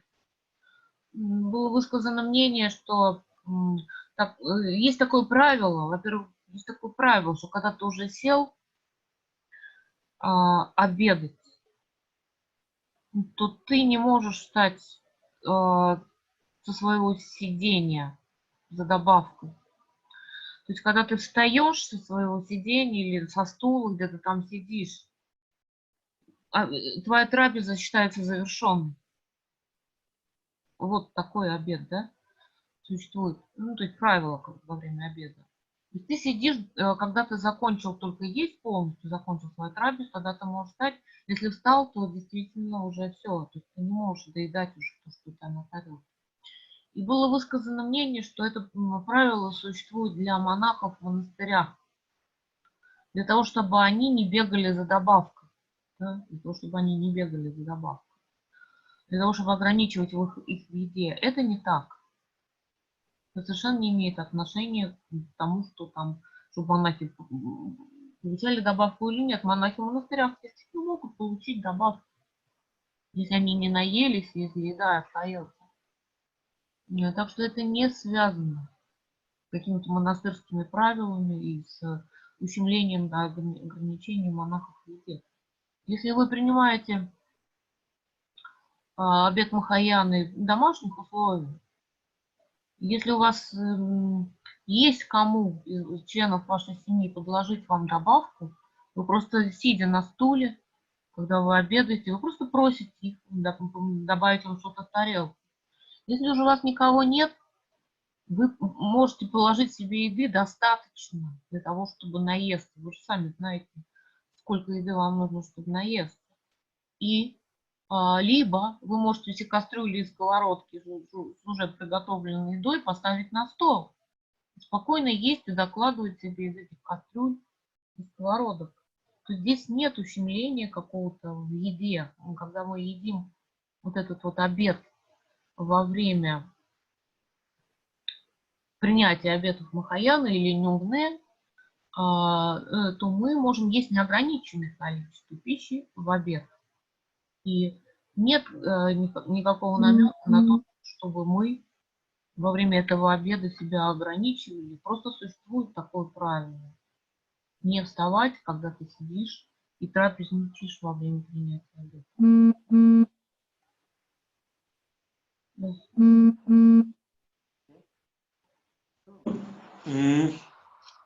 Now, about having a non-vegetarian. meal. Yeah, and some of them are also saying that, why only not taking a non-vegetarian during the Saka Dawa, and they also say that vegetarian should be forever. Vegetarian should be forever. Why only during the Saka Dawa? It doesn't make any sense. It makes really big sense, I should say. It makes really big sense. Because we are people, like human beings are like that, they cannot even stay without having non-vegetarian. Some of them are like, totally like, what you call that, can't live without non-vegetarian. Some people are really like that. Yes, I have also seen many of them, even in Kampa before, that in Tibetan there is one side that called Kampa. Even myself, I belongs from the Kampa, Kampa that we say. Before in the Tibet, the Kampas are like totally like non-vegetarian. They love eating non-vegetarian. They never eat kind of a vegetables. They always eat this, the tsampa, what you call that. They only eat butter tea, and very big they put a kind of a very big on the table a meat, cooked, well cooked meat, and then tsampa, and then they drink that butter tea. Breakfast, lunch, dinner, every time, and all the times. Before the Kampas was like that. The Kampa traditions, like they always like prefer, we like to eat meat. Even a single day, they never quit eating meat. So some of like that, they even can't live one day without eating a non-vegetarian.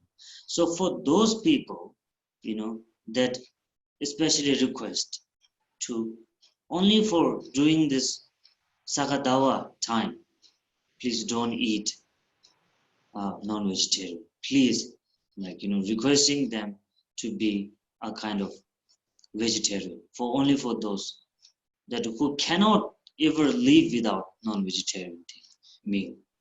So it's a very big, like kind of a meaning of that to being a vegetarian, because that we say the Saka Dawa is also the other name is Bumjur Dawa, which is a million month. So once a little piece of a meat you eat, kind of a non-vegetarian in this month, then this little one will become a million. So there is a difference. Of course, there's a very big difference. So that's why, especially regarding for those people, that we say, at least for the Saka Dawa month, be vegetarian. Yeah, and one thing is that it is a very big meaning. And those who say that, should be a vegetarian for a lifetime is better. Yeah, it's very good. Because being a vegetarian is keeping yourself healthy. Because vegetables also keeps you healthy more than the non-vegetarian. Non-vegetarian in that we say of unwanted fats and cholesterol or something like that we say. So there are many kind of things. And also that non-vegetarian, also having too much of non-vegetarian meals will also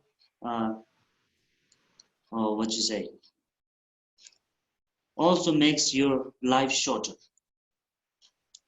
Yeah, even everybody, doctors and all the scientists, they also say the same thing. Always having a non-vegetarian meal will cause your life shorter because of that. And being a vegetarian is kind of increasing your life limit up, living a long life. Being a vegetarian, it means living a long life, and being a non-vegetarian is being a short life. Yeah, even the doctors and the scientists say the same. So that's why being a vegetarian is the best. Of course, it's the best. But regarding to the Saka Dawa, I mean, according to the Saka Dawa mans, that we say especially that we say, please be vegetarian, is because of those people who can't live a single day without having a non-vegetarian. So for those people that we request, at least for the Saka Dawa man, be a vegetarian. And later that is up to you, that you want to be a vegetarian or non-vegetarian. Yeah. So meaningful. It is a big meaning on that. Yeah. And if you really want to be a vegetarian, then of course, for a lifetime, it is healthy. You know, it will be more healthy life. You will get a more healthy life. You will get a long life, even a long life. If your lifetime period is only for 80 years, then being a vegetarian, you will be able to live until 81, 82, 85, or maybe 100, who knows? Yeah. So it depends on your kind of your mind. I mean, to be a vegetarian or non-vegetarian is up to you. Yeah. And and some masters also saying these days that we should eat non-vegetarian. We should take non-vegetarian during the Sakadawa, because if we take a non-vegetarian meal on the Sakadawa, then we can make a prayer for them and will be a more benefit for them. Some of the masters, they are saying it. In one side, it is true. And one side, in the other side, we should pause.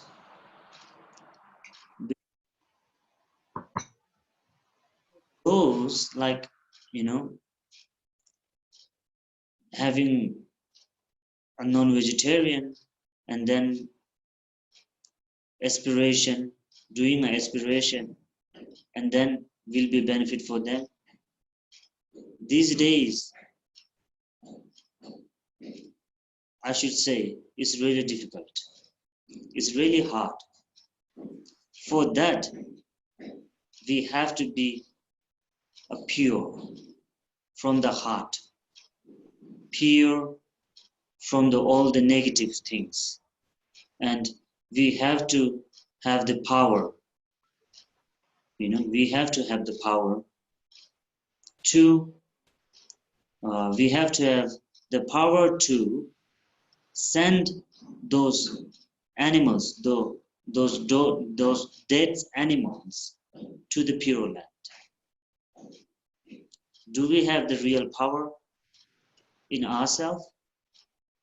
It's difficult these days. Maybe they have few of, very little, but I think it's really little. So for them, definitely, they can eat whatever they want. They can drink whatever they want. Yeah, they can drink anything, alcohol or whatever, anything they can. Because they have the kind of a capacity to absorb it, to absorb those things. But we don't have that kind of observation inside ourselves. So those masters also said that we should eat non-vegetarian this Sagadawa, because when we eat those things with non-vegetarian, we can do aspiration and then it will be more benefit. Yeah, very, very difficult to do like that. First of all, we have to make ourselves more like to what you call energy. We have to build up more energy first. From the main is from the mind. But we cannot. That's why we are in the samsara. Yeah. So talking like that is very easy. But when it comes to the action, it's really difficult. Just a simple aspiration and make all the dead animals pure and send them to the pure land, and then giving them a very good rebirth in a human life, very good rebirth. It's really difficult that we can do. Yeah. To be honest, I don't have this kind of power.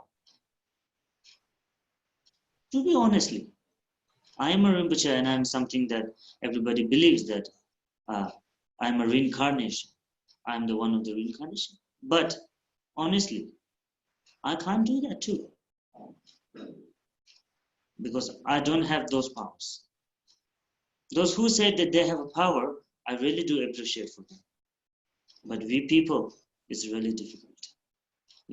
Just a single words, just a single few words, and then to the pure land.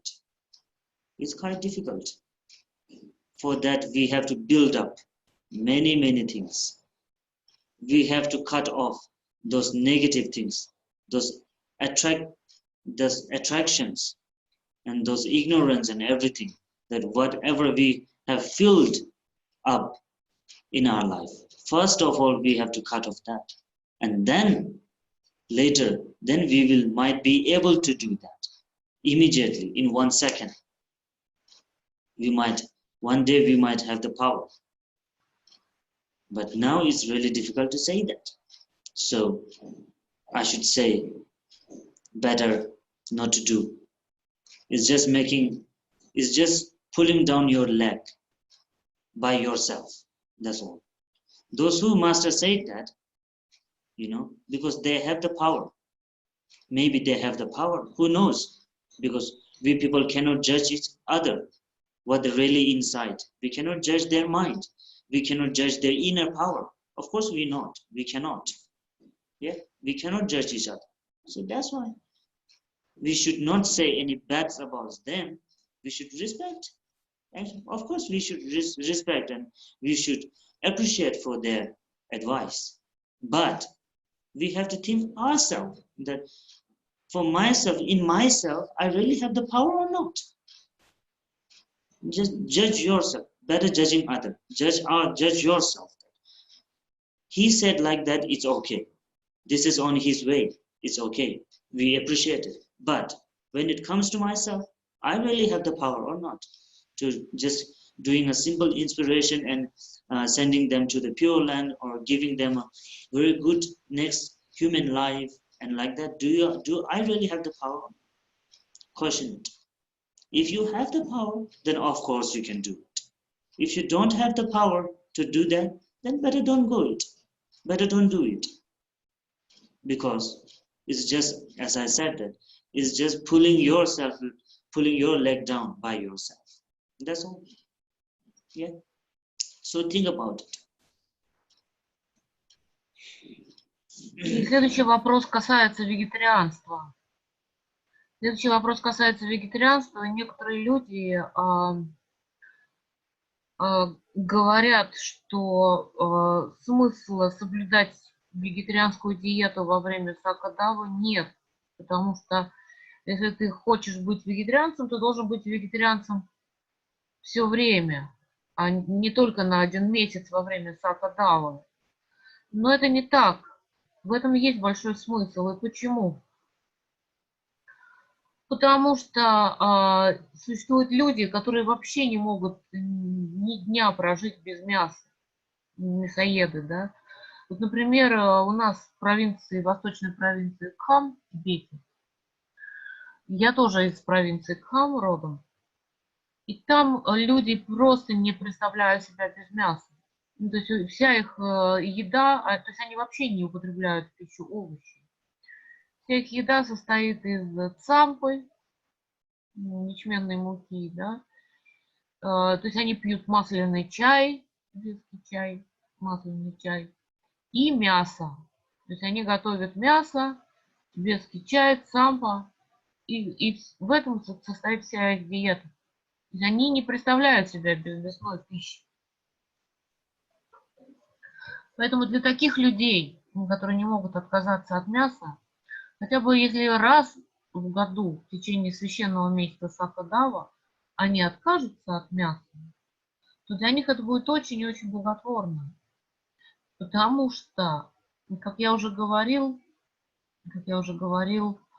а, месяц Сакадава — это миллионный месяц. Это миллионный месяц, когда как добродетели возрастают в миллион раз, так и недобродетели. Ни для кого не секрет, наверное, что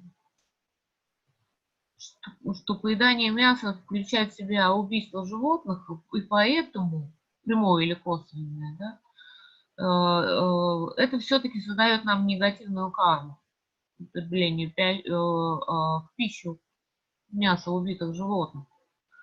И поэтому каждый кусок мяса, который мы съедаем во время сакадавы, он превращается в миллион кусков мяса. Так что подумайте, пожалуйста, об этом и задумайтесь о последствиях. Во время сакадавы как добродетели возрастают миллион раз, так и недобродетели. Поэтому и рекомендуется, раз все наши действия влекут за собой такие последствия, огромные последствия в священном месяце сакадавы, рекомендуется на это время, по крайней мере, отказаться от мяса. Хотя, конечно, если говорить о том, быть вегетарианцем или не быть вегетарианцем, то в вегетарианстве есть преимущество по сравнению с невегетарианством. Потому что, во-первых, мы освобождаемся от таких болезней, которые связаны, например, с ожирением. И о которых я уже говорил, да, опять же, там все вот эти нежеланные болезни, холестерин и так далее, от употребления жирной пищи и так далее, связанные с мясом, с мясными продуктами. Ну, вот, нередко это может вредить нашему здоровью. Кроме того, не вегетарианцы, как правило, согласно врачам и специалистам, живут меньше, чем вегетарианцы. То есть, если, например, мясоед проживет до 80 лет, то вегетарианец довольно часто может прожить на несколько лет больше, чем этот мясоед. И это тоже заключение врачей и ученых, к которым они пришли.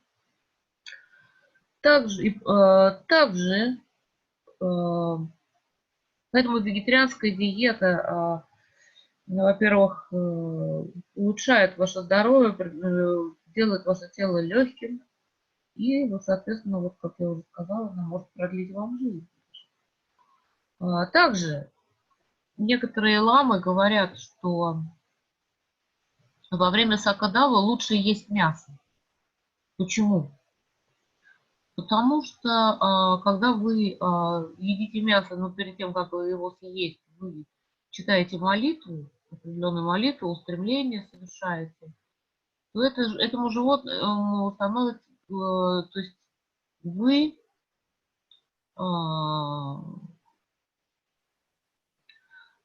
тем самым обеспечиваете этому животному освобождение от низших миров и перерождение человеком, например. То есть вы создаете с ним связь, освобождаете от низших миров, и оно перерождается человеком и так далее. Но здесь нужно учесть один момент. Для того, чтобы это действительно произошло, вы должны сами быть очень чисты. Но вы должны очиститься от всего, что сильно привязывает вас к сансаре, от всех ваших влечений, желаний и так далее, от омрачений и так далее. И у вас должна быть также сила, вы должны обладать силой перенести сознание убиенного животного, которое вы готовы съесть, его мясо лежит на тарелке, в чистую землю. Задумайтесь о том, легко ли это, перенести это сознание, вот, например, вы курицу или там что едите, перенести сознание этой курицы в чистую землю перед тем, как вы ее съели. Подумайте, способны ли вы на это или нет. И сколько всего нужно для того, чтобы обрести подобную способность. Какой потенциал нужно раскрыть в своем уме, а, сколько нужно очистить неведение и всего того, что привязывает нас крепко к сансаре, для того, чтобы это совершать. Можно сказать, одной молитвой перед каждой трапезой вы переносите сознание этого животного в чистую землю. Задумайтесь об этом в первую очередь. Лучше вас никто не знает. Если вы чувствуете в себе подобную способность, то вперед вы можете есть и пить все что угодно. И, кстати, вот эти ламы, которые советуют так поступать, кто знает, мы же не можем читать чужие мысли и видеть ум других. Поэтому мы не можем никого судить на самом деле. Если лама такое рекомендует, возможно, они сами этого добились в своей подобных реализаций, в своей практике. И, возможно, они умеют трансформировать все то, что они едят и пьют, в божественный нектар, мудрости и так далее, и блаженство. Возможно, они действительно переносят одним щелчком пальца сознание животных, которых они едят, мясо, которое они едят в чистую землю. Вполне возможно. Но я вам скажу честно про самого себя. Несмотря на то, что я Римпоче и я перерожденец, у меня подобной способности нет. У меня нет подобной способности. Поэтому я и стараюсь, поэтому я и воздерживаюсь от мяса. Я воздерживаюсь от мяса. У меня нет такой способности и подобных сил. Но про других мы сказать не можем. Однако задумайтесь о себе. Если вы, следуя предписаниям таких лам о трансформации пищи в нектар и так далее, о переносе в чистую землю и так далее, о поведении животных в чистом, хорошем перерождении и так далее, если вы им следуете, но все это остается у вас только на словах, вы прочли формальную молитву перед едой, и как будто бы процесс уже завершен. Вы поймите, что это недостаточно. У вас еще должны быть силы, способности и реализация для того, чтобы это делать.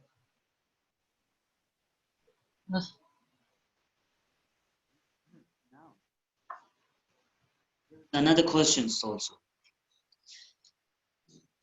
Then in what you say,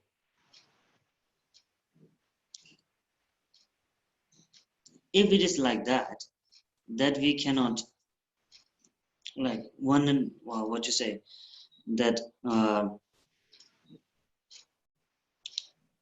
if the situation is like that, then the other questions is when we do a pour to someone's dead people, and also we do a prayers for the deceased people, and then the question is, when we do that, then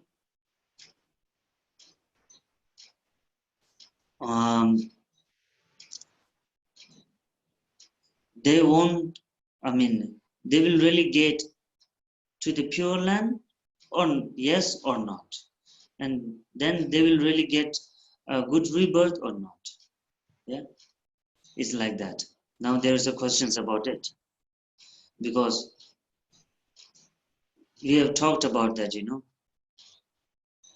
it's not that easy to do just one inspiration, just one kind of a inspiration prayer and sending them to the pure land, and kind of a good rebirth. That we talked about it.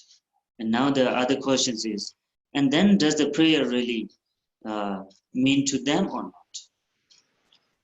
And if we do the prayers and the pujas of in the name of all the deceased peoples and the deceased beings, then does they really get a good rebirth or not? And from the prayer, I say, yes, they get.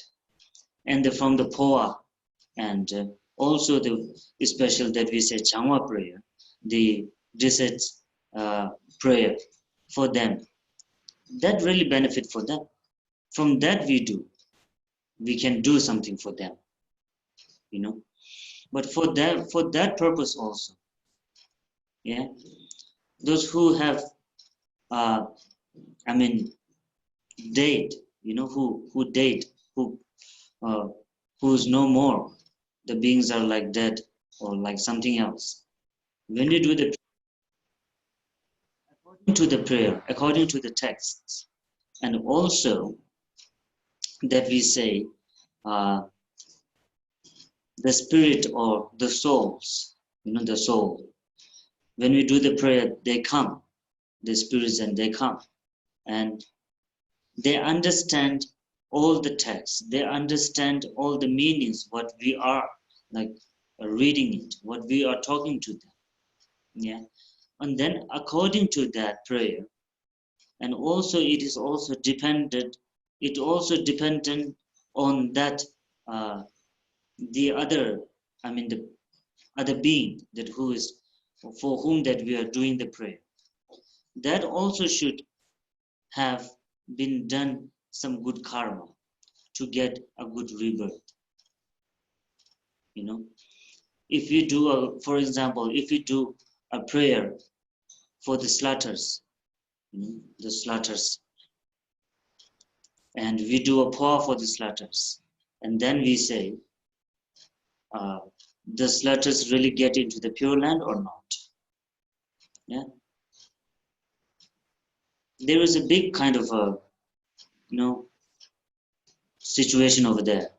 I mean, in this life, he or she is a slaughter,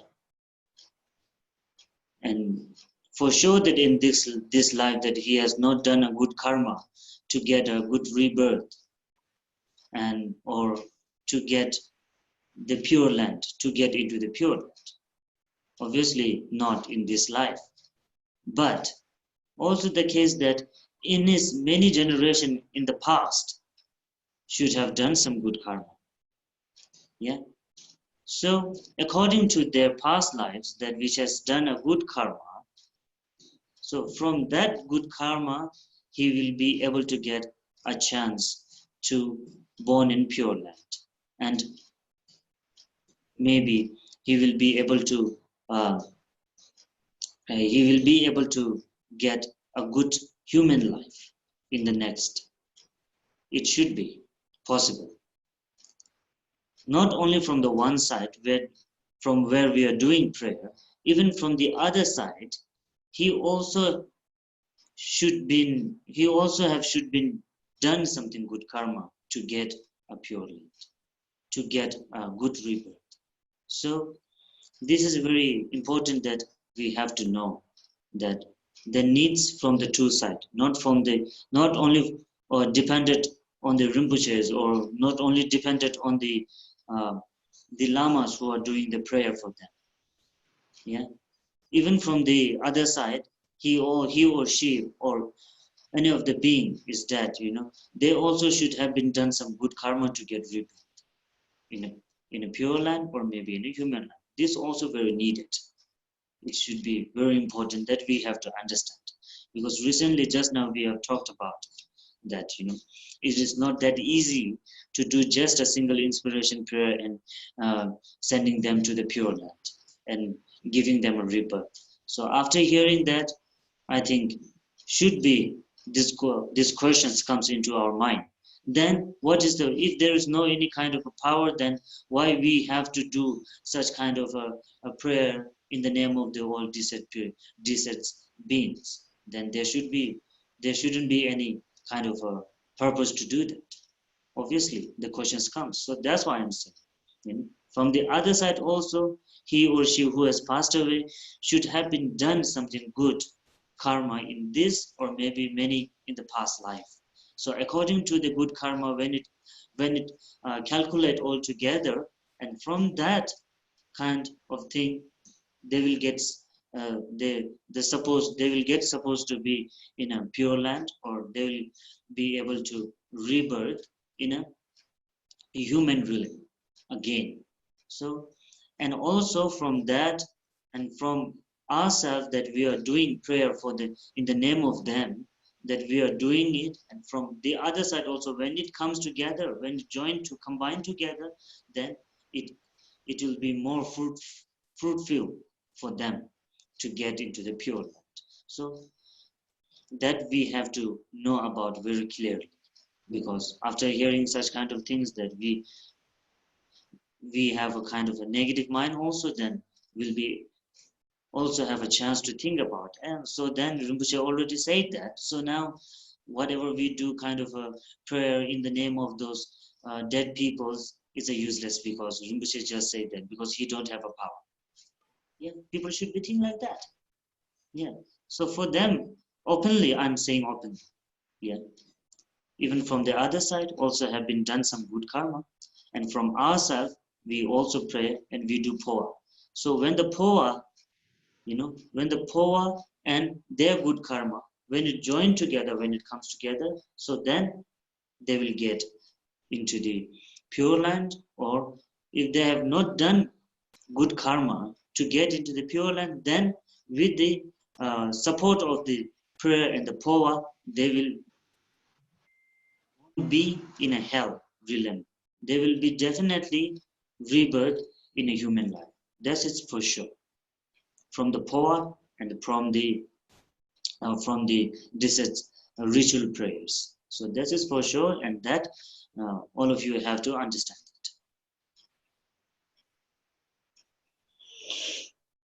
Without Pova, they'll be reborn in the lower realm. So even with Pova, they'll be reborn in lower realms and hell without Pova or even with Pova. Without power. Without? Ну вот еще один момент, который я хочу затронуть. Я когда сказал, что я не способен, например, несмотря на то, что я рабочий, я не способен переносить вот это мясо животных, которые, например, я бы ел одним махом чистую землю. Вы тут же подумали, наверняка у вас зародились сомнения, и вы подумали, что и молитвы устремления. Yeah. Without power and without prayer, then it's like more kind of what you say chances to like born in lower realm. But with power and the Jama prayer, this prayer is for sure that it will be born into the upper three realm, Mi, Lal, Hamai. Or if they have done, if from them their side also, if they have done a very good karma and they are like a totally devoted, then 100% sure that they will be reborn in pure land. If they're not kind of a 100% devoted, but still they're a good human being or something, a kind person or something then yeah, of course, with the power and with this practice and pujas and prayers, everything, they will definitely be born in the upper three realm with the support of these prayers and also according to their good karma. Вот. У некоторых могли зародиться сомнения, почему, собственно говоря, в таком случае выполняется практика Пховы и почему делаются молитвы для умерших и делаются такие ритуалы для умерших, как Джанва, например, уже для умерших. Неужели они совершенно не помогают? Конечно же, когда мы делаем молитвы для умерших, и мы призываем их сознание, притягиваем их сознание, также, когда мы притягиваем при выполнении практики Пхова сознание умерших, этот умерший слышит абсолютно все, что мы говорим, все молитвы, которые мы читаем, молитвы устремления, это обращает его ум к добродетели, и тем самым наши ритуалы действенны, они действенны. Но, например, если предположить, если взять человека, который работал всю жизнь мясником, убивал животных на скотобойне, он всю жизнь накапливал карму убийства, например, да? Вот как быть с таким человеком? То есть, по идее, у него только одна дорога – это в ад. У него одна дорога в ад. Но при этом вот все равно можем ему помочь, потому что если мы говорим только об этой жизни этого человека, но вполне возможно, и скорее всего, даже вероятно, что в прошлых своих рождениях он накапливал добродетель, накапливал благую карму. И именно активизация этой благой кармы, которую он накопил в прошлой жизни, мы все равно можем помочь ему вытащить. То есть мы можем все равно вытащить его или не дать ему попасть после смерти в воды, которые без молитв и без ритуалов, которые мы проводим, без пудж, без пховы, они, несомненно, бы все это ввергли его в низшие миры. И поэтому здесь нужно понимать, что это процесс не односторонний. То есть лама не может, лама, конечно, делает, но он тоже не волшебник. То есть здесь нужен двусторонний процесс. С одной стороны, это мастерство ламы, который делает ковы, делает ритуалы.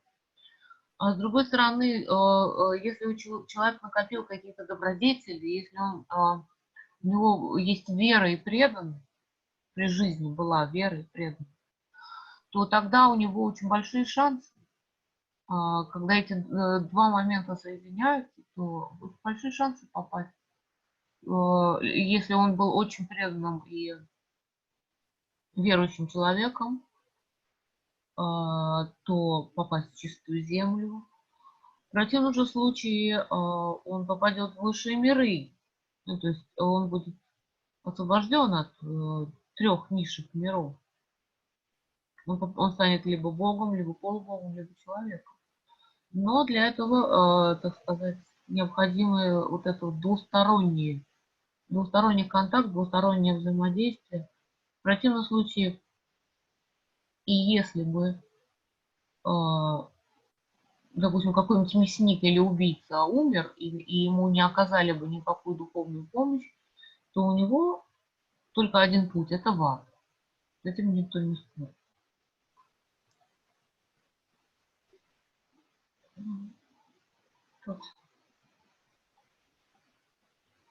So, so for today, I think we have been much clear about the vows and the rules of the vows and everything. I think so. Так сегодня, я думаю, мы прояснили все вопросы, которые связаны с обетами и с предписаниями на этот счет. It's not that difficult, as I said to you, that it is one day vows is not that kind of a difficult things that you cannot do. It's just how you take it. If you take it as a very difficult thing, then you will definitely feel difficult. If you think that yes, I can do it, then it will be not difficult for you. But actually, that we say, nothing is impossible in our life. Yeah? Being a human being, nothing can be impossible. We can do anything, whatever we want in our life. So, for one thing,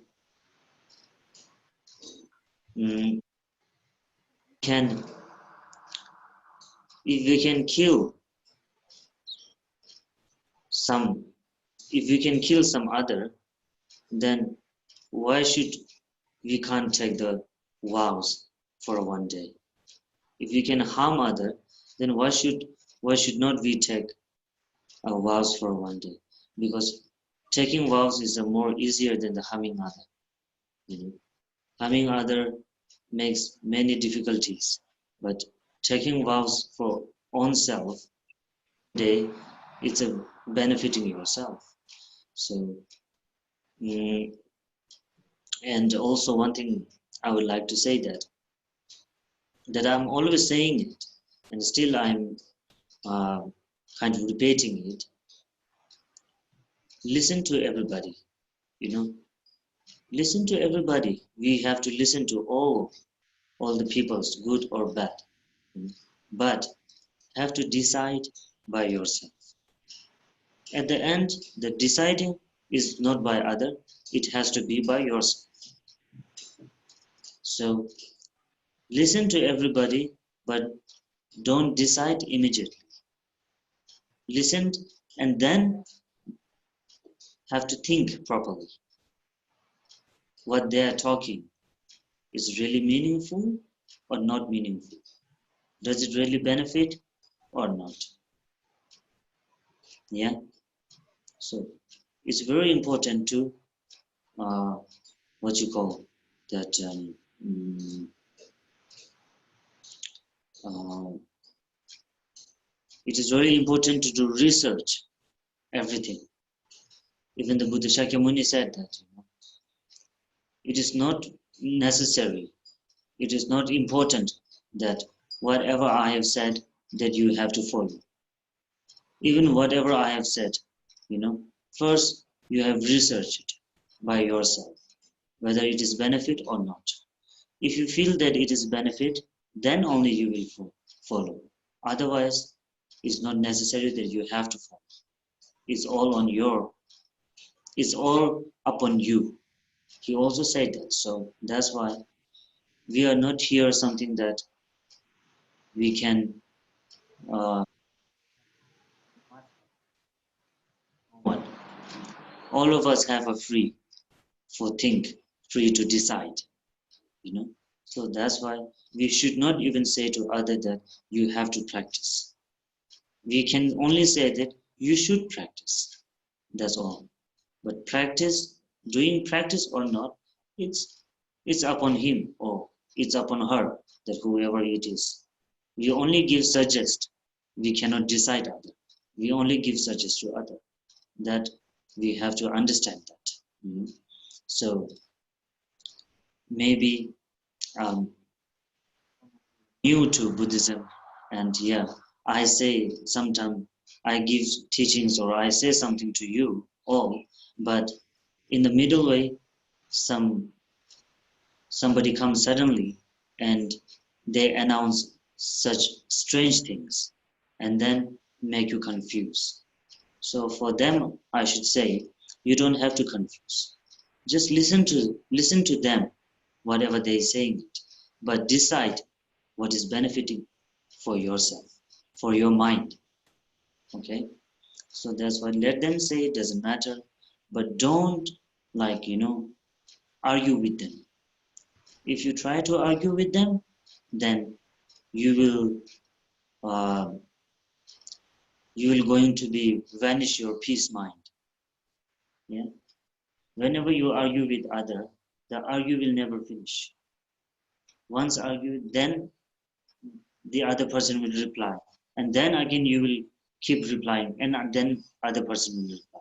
So then replying each other, it's just a kind of a wasting of time, and then it's kind of creating mind disturbed. It will create your mind totally disturbed and stressful. So that's why if there's somebody is saying good or bad, whatever, just appreciate it. Appreciate it is a very big thing. Yeah, good or bad doesn't matter. Maybe they are saying something bad for you, but who knows? It's a good for himself. It's a good for them. That's why they're saying that. Doesn't matter. Listen it. Then you know. Then just say, yeah, okay. Appreciate for their knowledge. Appreciate appreciate for their sharing. That's all. They're on their way, and you take your way. That's all. You don't have too much think about, and you have to think like you don't have to think more about it. Just let it be. Yeah. But you have to understand that what you really have to do, and what is really benefit for yourself. Yeah. So especially for my brothers and sisters, that, you know, in our group also, you all are in our group in the Facebook, but still there sometimes it happens, it doesn't matter, because, you know, somebody comes from the outside and suddenly say that vows are useless and all that, you know. It doesn't matter, let them say, maybe the vows are useless in his or her life. Who knows? You know, that's why he or she that shared he or that feelings, you know, they have shared their feelings. It's their right to share. So that's all, then finish. But for yourself, think about it. The vows are really benefit for yourself or not? As I mentioned, that why we take a vow? Because we cannot control our mind. We don't have a control on mind. We always do wrong things. We always decide wrong things. So that's why we take a vow to keep ourselves control, you know, to keep controlling from doing wrong things. So you will know by yourself that vow is really needed in your life, promises are really needed in your life, or promises are just a useless. So that you just think about it, and then you will get to know definitely.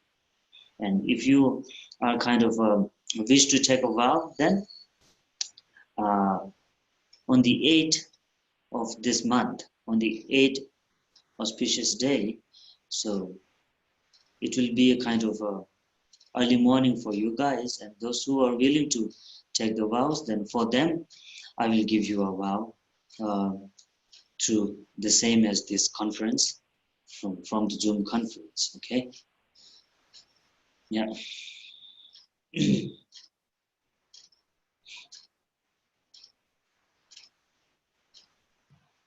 Итак,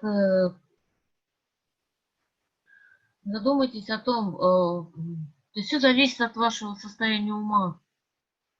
Если вы считаете, что обеты для вас полезны, что они действительно для вас полезны и благотворны, то тогда вы примете их с радостью и будете весь день с радостью их соблюдать.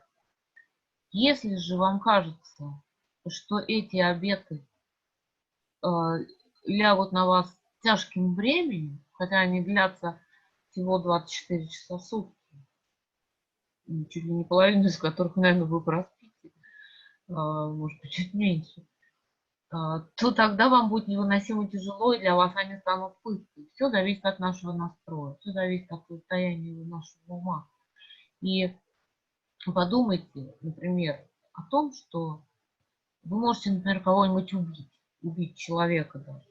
Вы можете кому-то причинить боль, кого-то поранить, нести кому-то увечья. С другой стороны, вы можете всего 24 часа соблюдать эти обеты.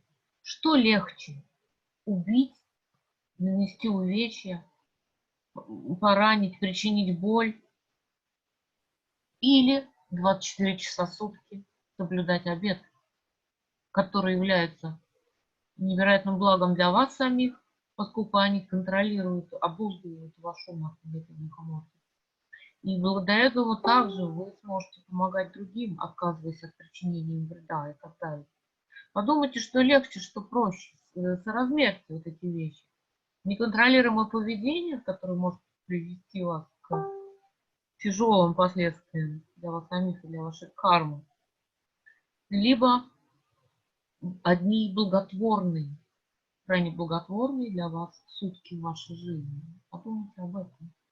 И точно так же не думайте, что вас кто-то принуждает выполнять практику. Это не обязаловка. И когда кто-то говорит вам хорошо бы, чтобы ты практиковал, это не означает, что ты обязан практиковать. Никакой обязаловки, конечно, у нас нет. То есть вы начинаете практиковать, что бы то ни было, только если вы понимаете, какое благо это вам принесет, вам лично принесет в вашу жизнь. Только все взвесив, все слова, и поняв всю пользу, например, от того, что вам рекомендуют, вы можете принять это как свою личную практику. Даже Будда говорил: исследуйте мои слова, прежде чем принять их, прежде чем применить их. Не принимайте это лишь из слепой веры и из почтения ко мне.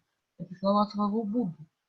Точно так же и вы должны понимать, когда кто-то вам что-то говорит, вы должны понимать, во-первых, насколько это необходимо, во-вторых, насколько это полезно.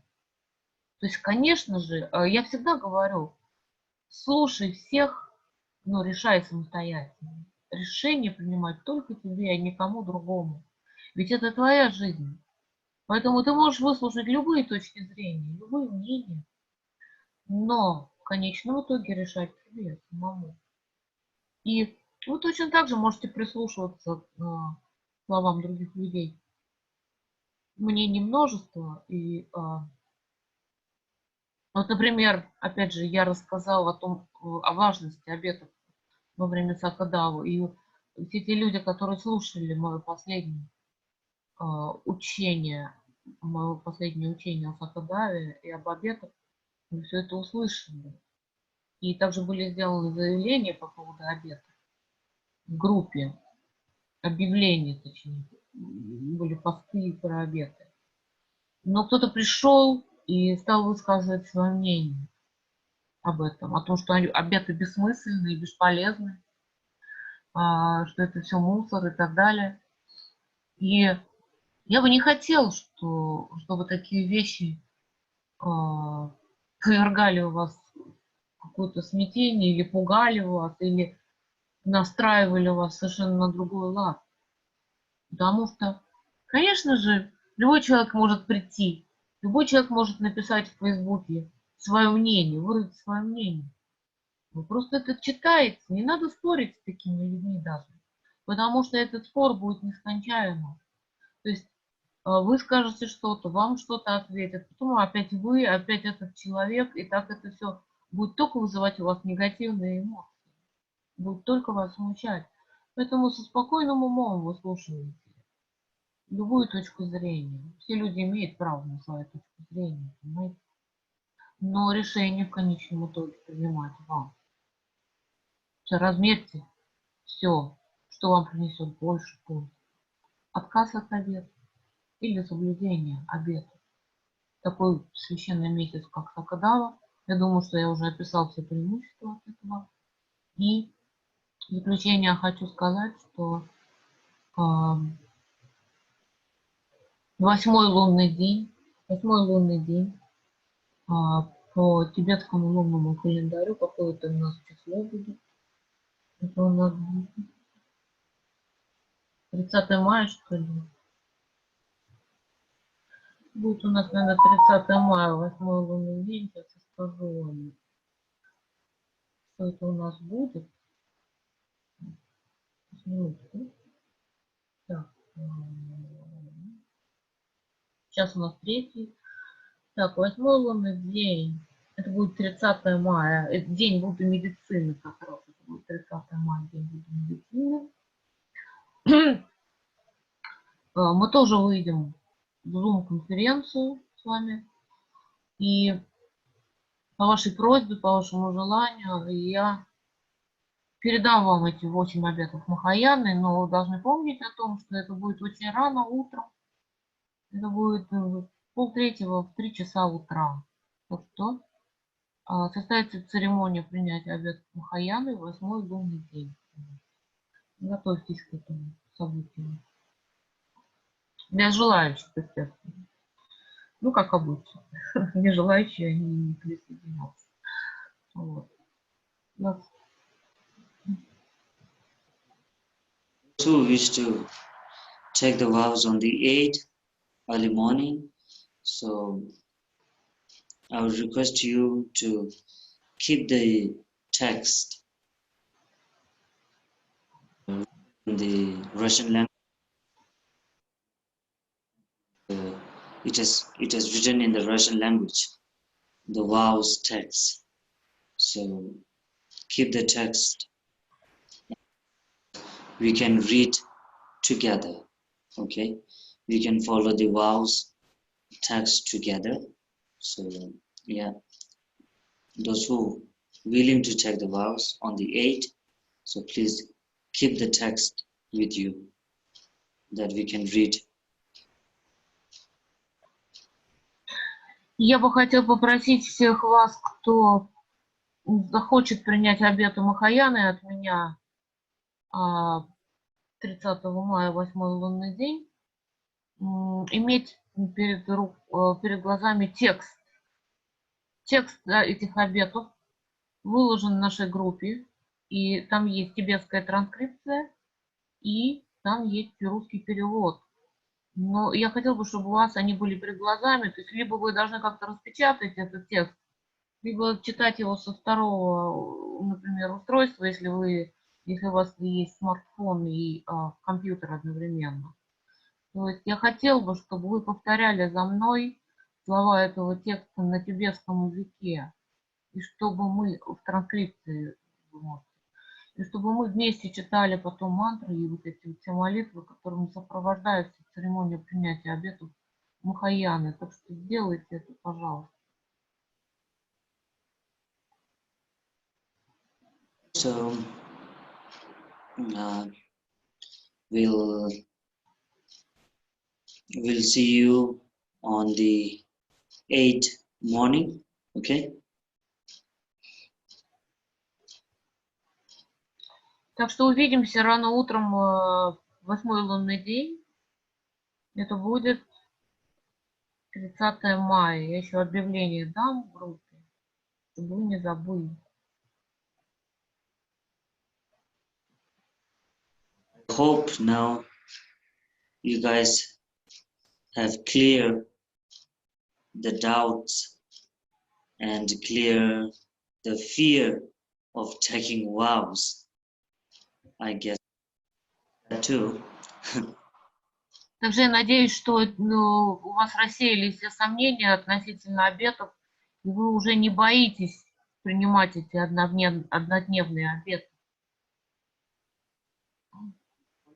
One day promise, with staying at home is not like holding a machine gun and going to war. Okay, so no need to worry about that. It won't be any happen. Okay. Вам нечего бояться. Вы просто просидите дома очередной день, только соблюдая обеты. И это не все равно, что отправиться на фронт, на войну с автоматом. Ничего опасного в этом нет. Соблюдение обетов всего на сутки. Можете не волноваться. Yeah, you're welcome. You're welcome. Спасибо. Здоровья. Training for today.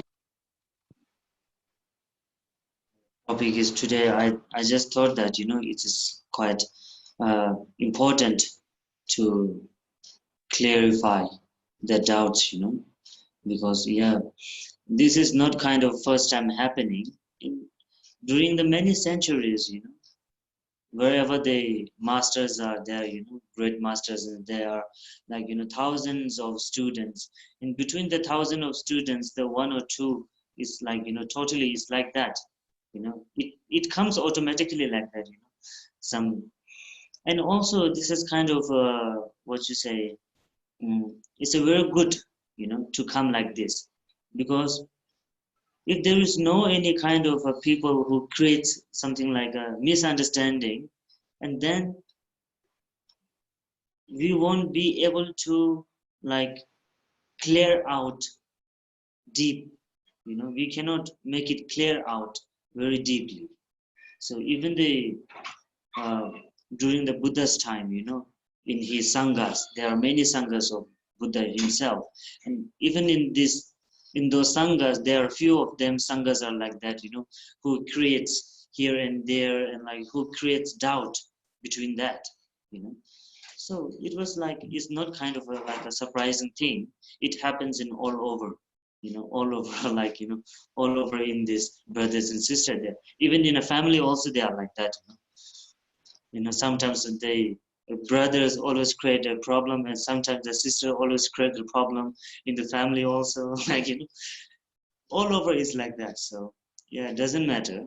So it is like a quite very good for us, to that we have got a chance to be more clear,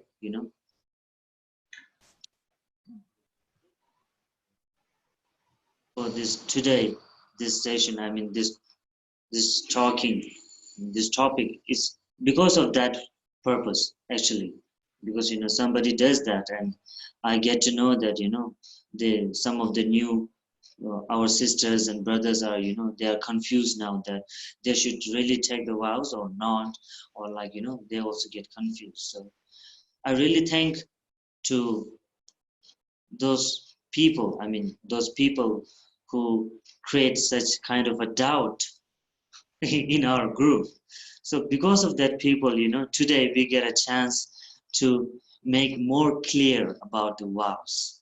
So very thankful for them. And yeah, and then now we will see you all on the 8th morning. Okay? So until then, practice well. And it's a Saka Dawa, so do practice well. And whatever you do, just do good and be good. That's all. Okay? Be the best person of your family. That's all. Okay. Yeah. Так, на этом я думаю, что вот мы прояснили полностью сомнения относительно обетов и важности обетов. И я должна вам сказать, что всегда, неизменно во всех общинах, среди учеников великих лам прошлых времен, например, и даже в общине самого Будды всегда были люди, которые провоцировали других людей. Они провоцировали, они говорили нечто прямо противоположное тому, что советует учитель. И такие люди были всегда. Но на самом деле эти люди заставляли других учеников задуматься, более глубоко задуматься о разных вещах. И когда у них возникали сомнения, благодаря этим сомнениям они могли исследовать этот вопрос глубже и тем самым разрешить свои сомнения полностью. Иначе бы у них где-то в глубине души все-таки эти сомнения оставались. Поэтому всегда полезно, очень полезно вытаскивать эти сомнения на поверхность. То есть, например, когда у нас в нашей группе произошло нечто подобное, некоторые из наших братьев и сестер наверняка испугались и вообще задумались о том, нужны ли эти обеты, имеют ли они смысл, стоит ли их соблюдать.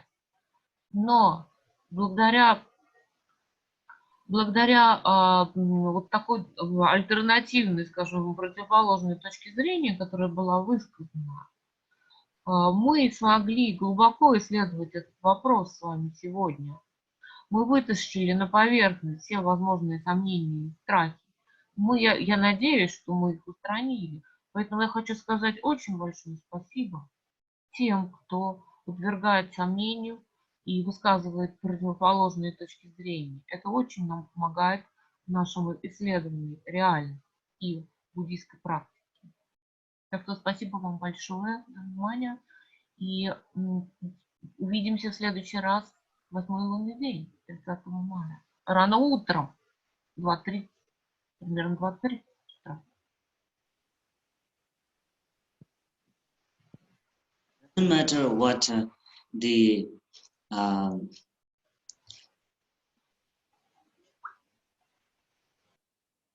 society says, okay? Doesn't matter what the society says, but because the society is something that their duty to say from the behind.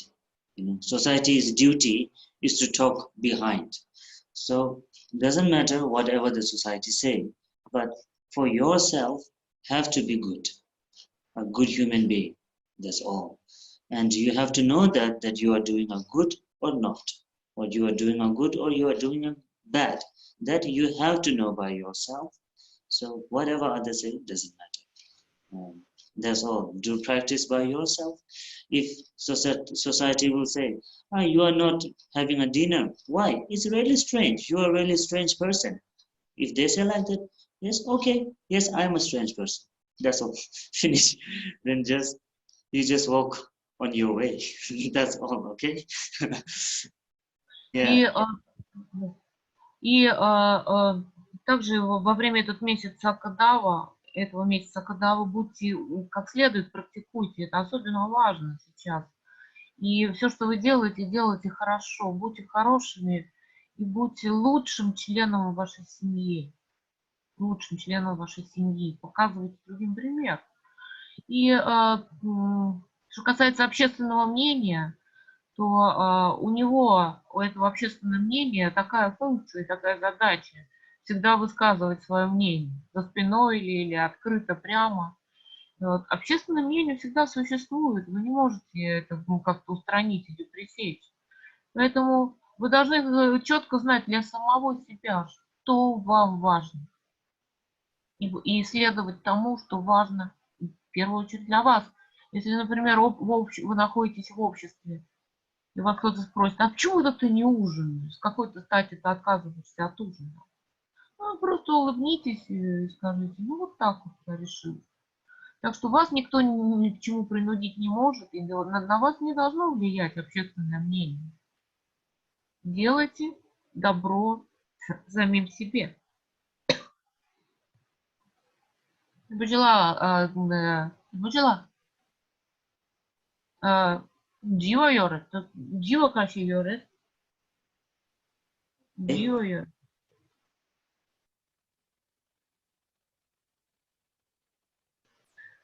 Какие вопросы?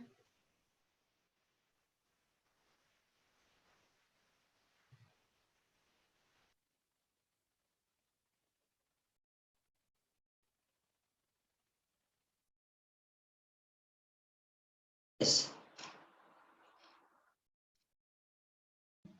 Тогда Джива Джигиеса.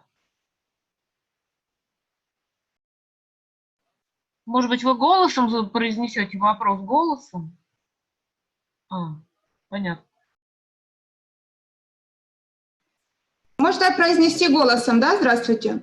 Можно. Да, первый вопрос я хотела бы спросить, как в этот период помочь тем женщинам, которые интересуются, я сама интересуюсь, как исправить карму после абортов в такой месяц, да, есть ли такие предписания? И второй вопрос я хотела бы спросить по ребенку, ему 4-й год, он засыпает только когда 4 утра, не раньше, и у него задержка речи. Я была у лам, и ламы делали ему диагностику и сказали, что провокации со стороны Ялпо и Мамо. Да, то есть как я могу в этот месяц помочь своему ребенку? Потому что как бы очень сильный месяц, хотелось бы быть более актуальной, да, и для своей семьи тоже. Спасибо.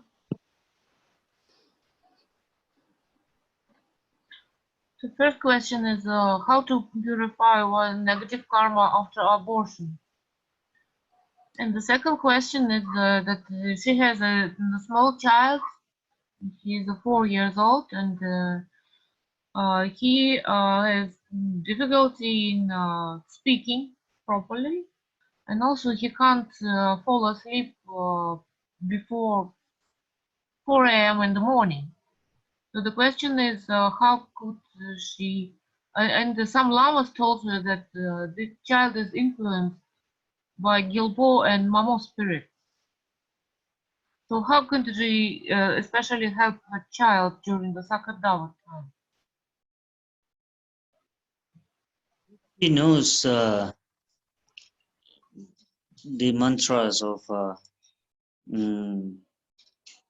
Dorje Kotap or Vajrakilaya, and then she should recite the mantras and kind of a cargo that she can do, recite the mantras and then blow to the child's head, on the child's head. Значит, если вы знаете такие мантры, как Доджа Гутрап, важные доспехи и Ваджикилая, то вы можете делать своего рода ритуал Каго для вашего ребенка. То есть вы, после того, как вы начитаете эти мантры, вы подуйте на голову ребенка. А если нет у меня этих мантр, как мне их приобрести? If I don't have a transmission of those mantras, well, how can I get them? Or does she can recite and then blow it on. Without transmission? She can do it. If she has a kind of or maybe if she has a mala, first she recite and blow the mala or even the blow to the purva, and then put that purva under the pillow of the child.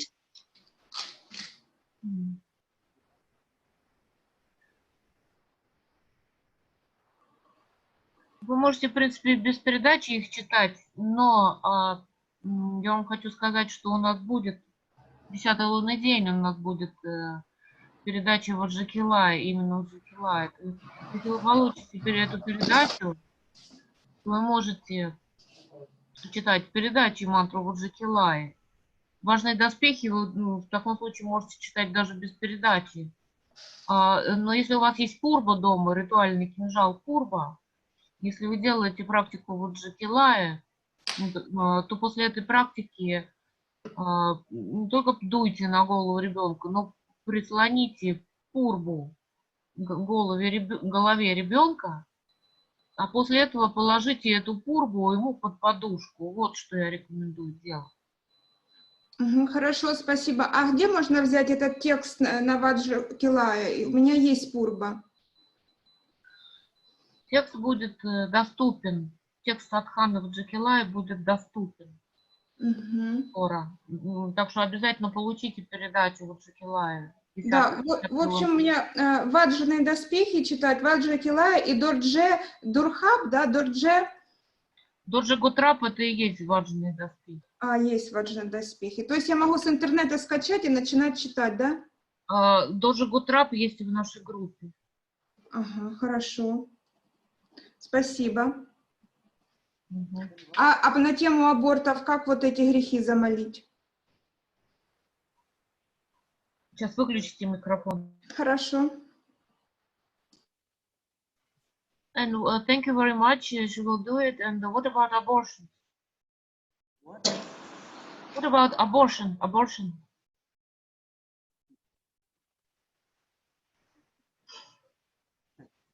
Okay.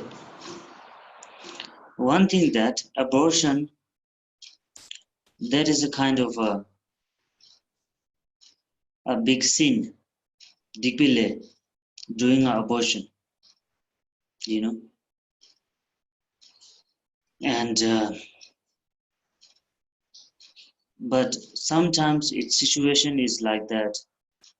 We have no any other chance. Yeah, we don't have any other chance.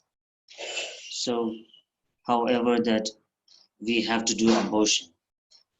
And this is some different things that, you know, we are like a hopeless. But anyhow, try not to do abortion. How to purify that karma of abortion? Purify that karma means like after abortion. Yes. There's a new, very different, many different ways to purify the karma. But abortion is something as same as taking life of other. Yeah, it's a kind of a taking life of other. So purifying the abortions is there are many ways of doing it. 1 million times of reciting Vajrasattva's mantra, and 1 million times of prostration, and and 1 million times of reading the Diksha Sergiputi.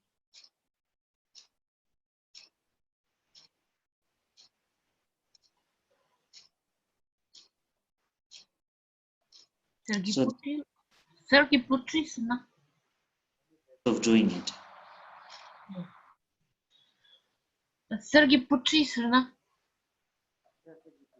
There's one text. It is a Dora. Do? Sutra? No. Doloya. The Diksha is in Doloya. Diksha Sergiputi. This is a sutra?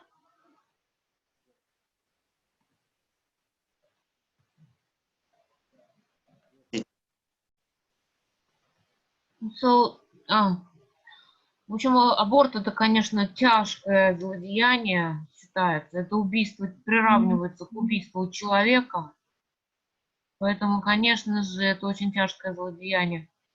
Но, однако, бывают случаи, когда по-другому поступить нельзя, когда ситуация безвыходная. И тогда, тогда аборта не избежать. Это, конечно, немножко другое.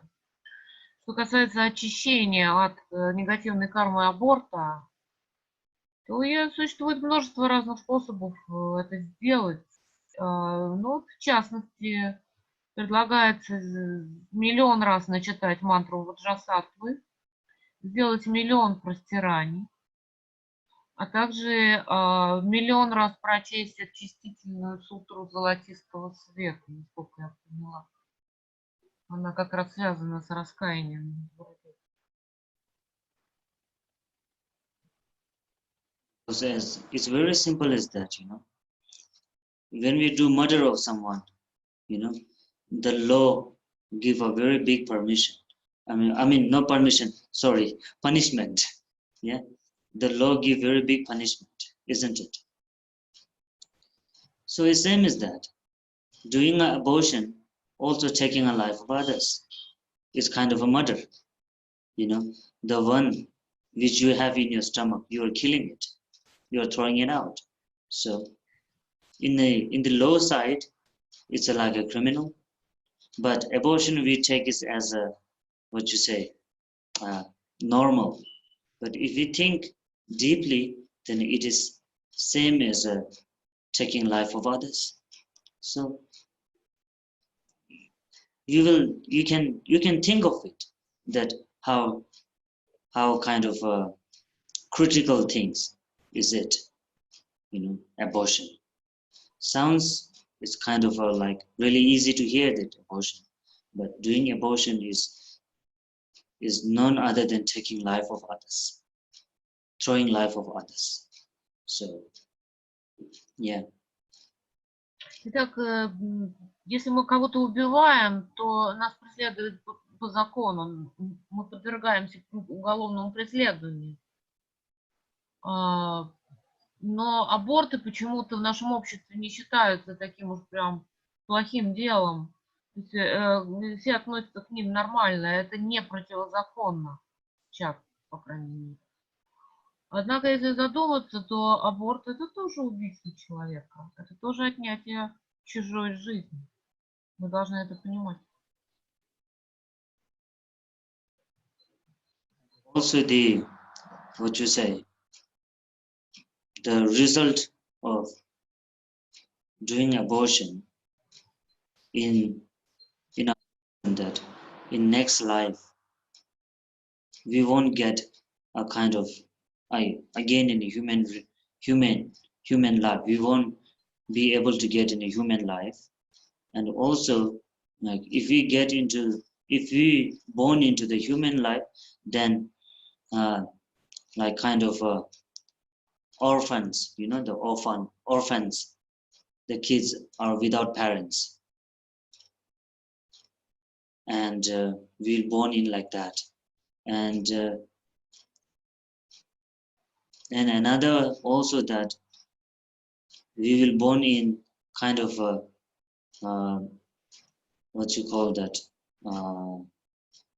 she-male, you know, she-male, not a lady, not a boy. there is a chance of born in that kind of things. And also, and another is like woman but cannot give birth. There's some women are like that, that they don't they don't have the kind of what you say that capability, the facilities to give birth. So there are like many kind of different ways. Lay, in Tibetan we say a lay that we have to go through. So for that, if you have done something like this and you have total kind of regret from your heart, then do as much as you can that I have just mentioned.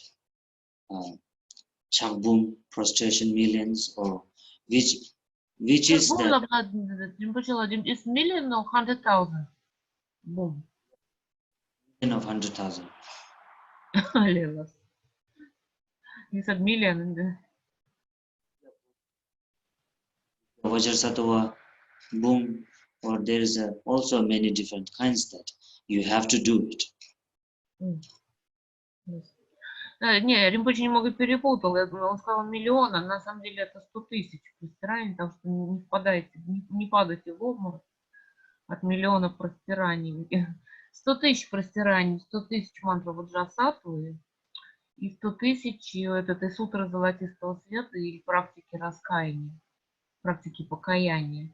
И что касается кармы аборта, то к чему может привести аборт в следующей жизни? Во-первых, будет трудно обрести человеческое рождение. Во-вторых, даже если мы обретем человеческое рождение, то мы родимся сиротой, то есть мы будем сиротой. Мы будем сиротой без отца, без матери. Также мы можем родиться гермафродитом. Я не знаю, что Римпоче имел в виду, но это как бы таким ни мужчиной, ни женщиной. Да? Гермафродиты, и как там его называют. И также у нас может быть бесплодие, если мы вот женщины.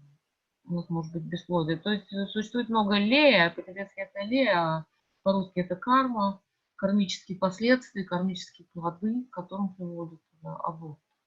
Нужно хорошо задуматься и постараться как можно больше выполнять все те практики, очистительные практики, которые я вам назвал. With a strong regretness and try your best to purify these negative sins. С сильным чувством сожаления старайтесь очищать эти негативные семена, которые вы заложили таким поступком в своем сознании.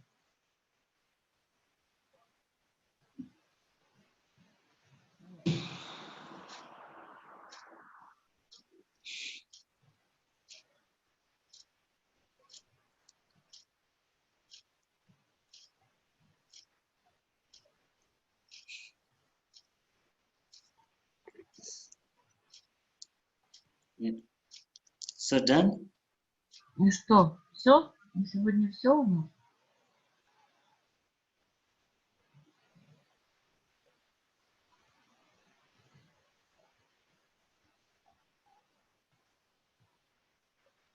Thank you very much, sir. So, okay then, bye-bye. Ну ладно, тогда до свидания вам. Thank you very much, Rinpoche. Thank you. Thank you very much. At the last, Thank you very much, Rinpoche.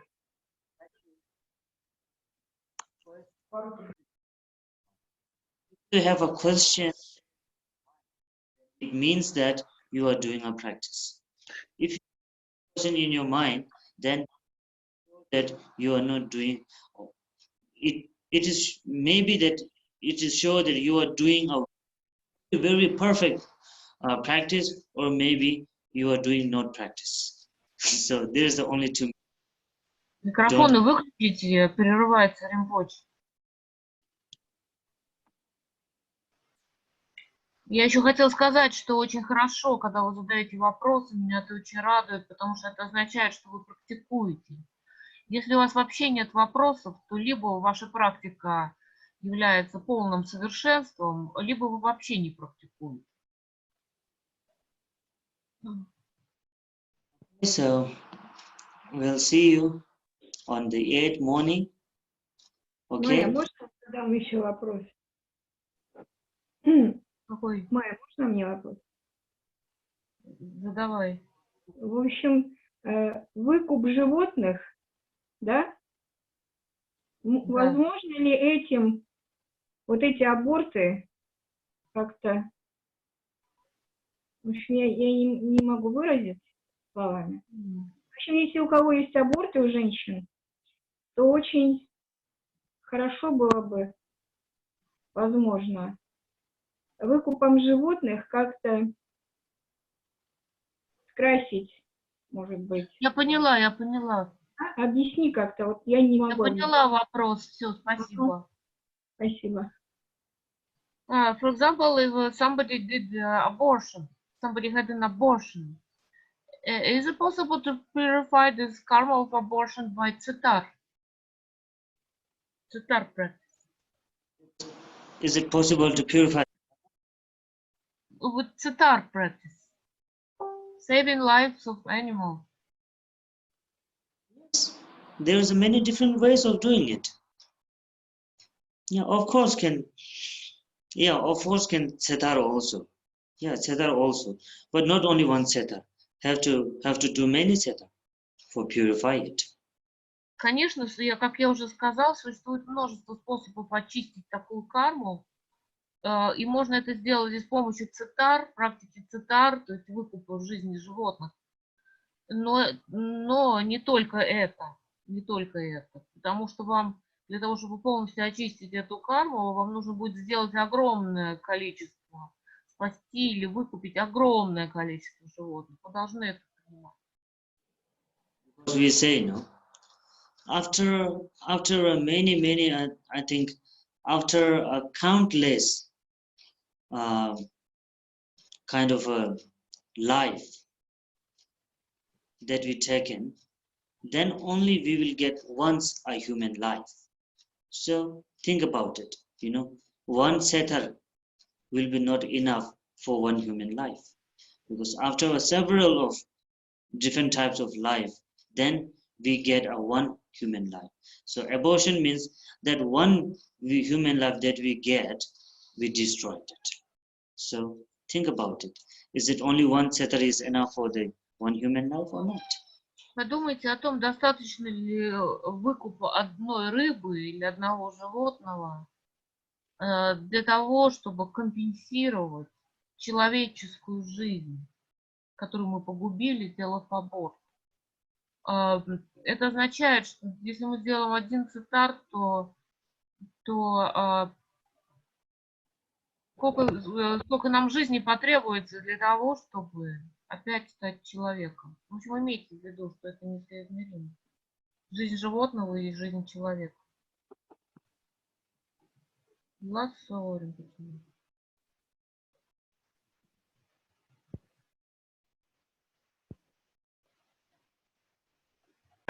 Want to ask also, if, for example, we drive the car and we see that insects on the window, and very sorry, like I regret, no, but what to do? What we can do then? If we cannot avoid, like, or we walk, even don't drive the car, maybe you very sorry, no, you maybe somebody else, and you see some insect go, especially in the road can happen. Insects not always on the window, and we drive, but if don't drive, then we walk. And so in this case, what we can do, even we don't want, and we regret what in this moment what we can do best. Вопрос был такой, что нам делать, если мы ведем машину и на лобовом стекле насекомые. То есть приходится их волей-неволей убивать. И точно так же, когда мы идем куда-то по дороге и везде ползают насекомые, хотя мы сожалеем об этом, хотя мы не хотим их смерти и гибели, но волей-неволей каких-то из них давим. Что делать? For that, one thing I will tell you, that until we will not harm other, they will also not attack us. Even a snake also,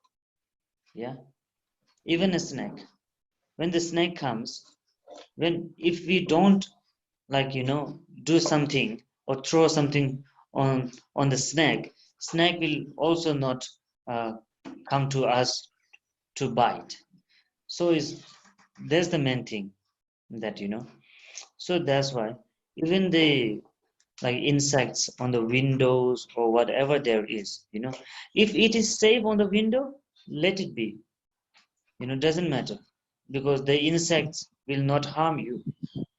Even the what we call the honeybee, if there is a honeybee nest and we walk through under the honeybee nest, the honeybee will not come to bite us.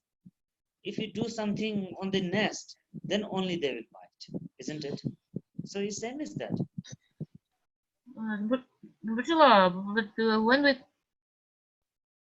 when we're driving the car, we have to use this window cleaner, from outside of the glass of the car. When we use the window cleaner to clean the glass, then we sometimes kill the insects.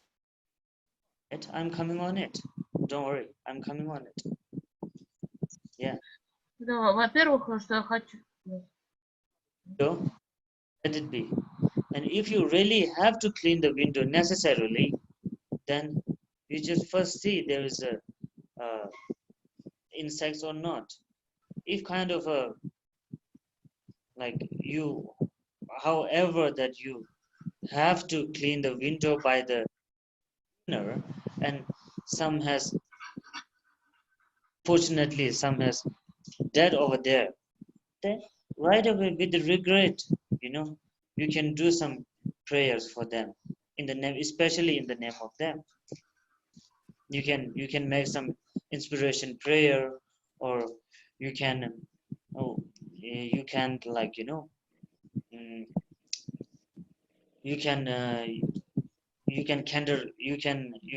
a lamp. You can light the lamp in the name of them. Lamp offering, lighting the candle in the name of the the dead ones. It means to get them a brighter life in the next. So it means that lighting a candle means, because candle can brighten up the darkness. So it's symbolize that if you have a candle offer, if you have offer a candle, so it means in the name of their dead one. So it means that to get them a better life. So you can do by anything, but if you really don't need to clean it up, then just let it be. After a while, it will go definitely by itself. And one thing that you can also do then, before driving a car, once just look at the mirror. Is there any insects or not? If there is any insects from the beginning, you just sight up those insects by slowly just sight up.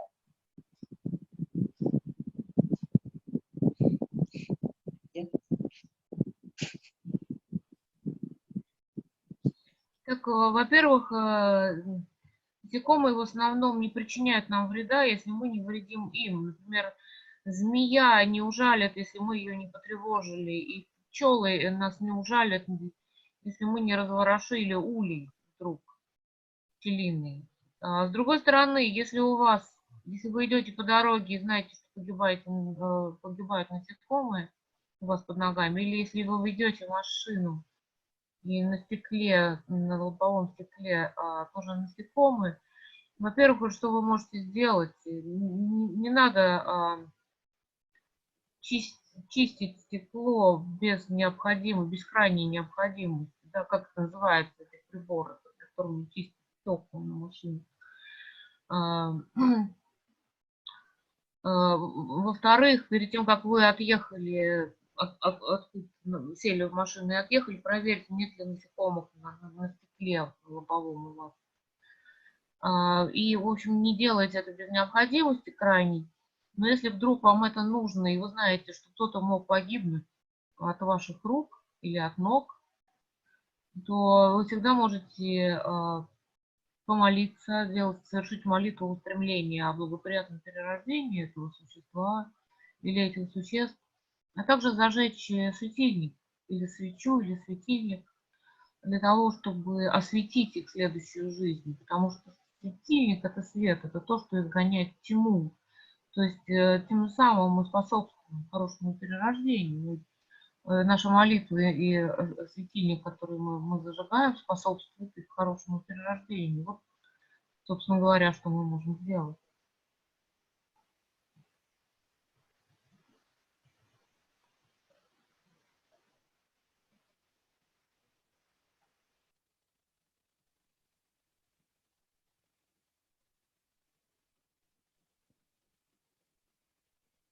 Other?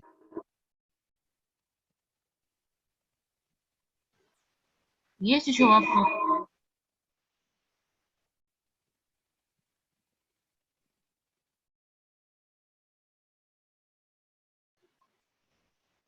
Any other questions?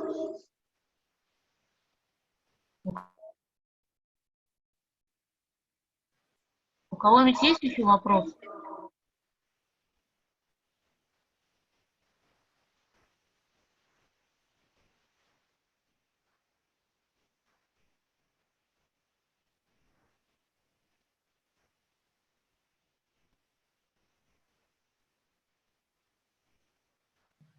А вот еще хотела спросить. Ринпоче говорит в конце молитвы Соха. А можно говорить Сваха? Или Сваха, или Соха? Как правильно? Имеет ли это значение большое? At the end of the mantras you pronounce Soha, but actually other people... Нет еще молитвы этой, не надо. Пожалуйста, не просите эту молитву, она не переведена на русский язык. Значит, at the end of the mantra you pronounce Soha, but there is actually another version of Swaha. So what is better to pronounce, Soha or Swaha? Kind of Soha only. Actually, it is a Swaha. Swaha. But when we read fast, then we just say Swaha, Swaha. That's all. На самом деле это... Actually, all the alphabet in it is Swaha. На самом деле правильный вариант это Сваха. Но когда мы читаем мантру быстро, получается, что мы читаем Соха. И поэтому это вот такой как бы это быстрый вариант прочтения слогов Сваха.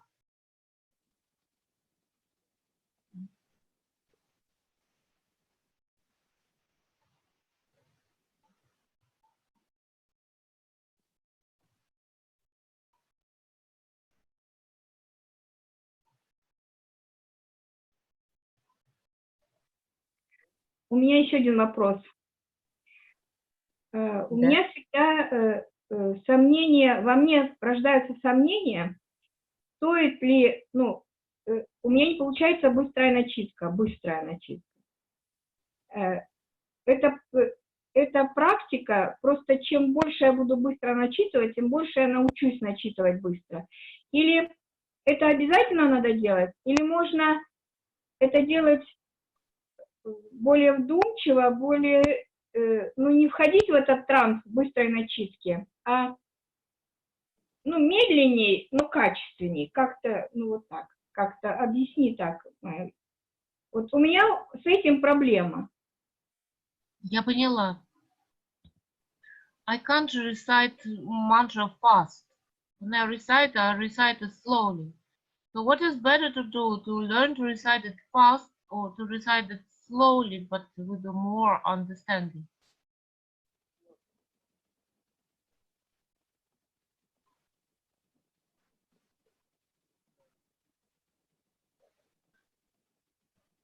Fast and slowly, it depends on how your tongue moves.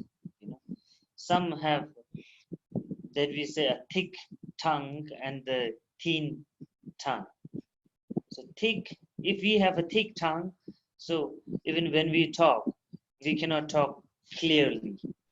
You know, if we have kind of a thin tongue, I mean the tongue, then we pronounce everything very clear. It doesn't matter. It depends on the tongue. So, but more important thing is you have to pronounce all the alphabets in the mantra should be clear. Okay, so that is very important. It has to be clear. Это So if зависит от нас. recite very fast, doesn't matter. Yeah, but read slowly but clearly. Okay. Это зависит от скорости вашего языка. У некоторых людей толстый язык, у других тонкий, это так образно говоря. То есть есть люди, которые могут говорить очень быстро, скороговорками прямо, а некоторые говорят медленно. Это все индивидуальные особенности людей. И то же самое с мантрой. Некоторые способны читать мантру очень быстро, некоторые читают только медленно. Но самое главное, когда вы читаете мантру быстро или медленно, вы должны отчетливо произносить все слоги этой мантры. Не проглатывать их ни в коем случае и не коверкать. Вот что очень важно при чтении мантры. А скорость это зависит от вас. It's very important. Это очень важно. Читать мантру отчетливо.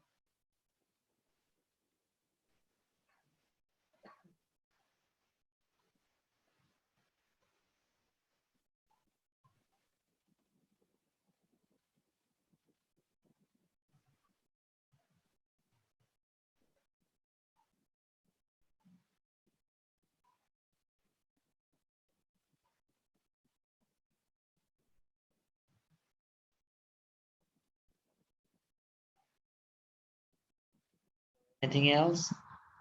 Что-нибудь еще?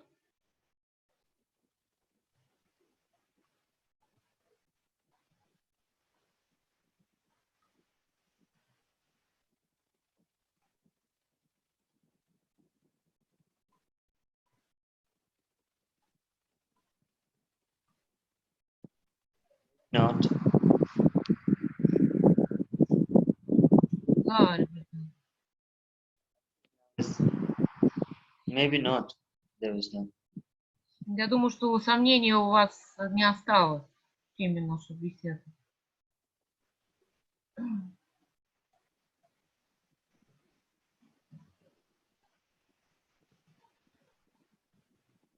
Okay then.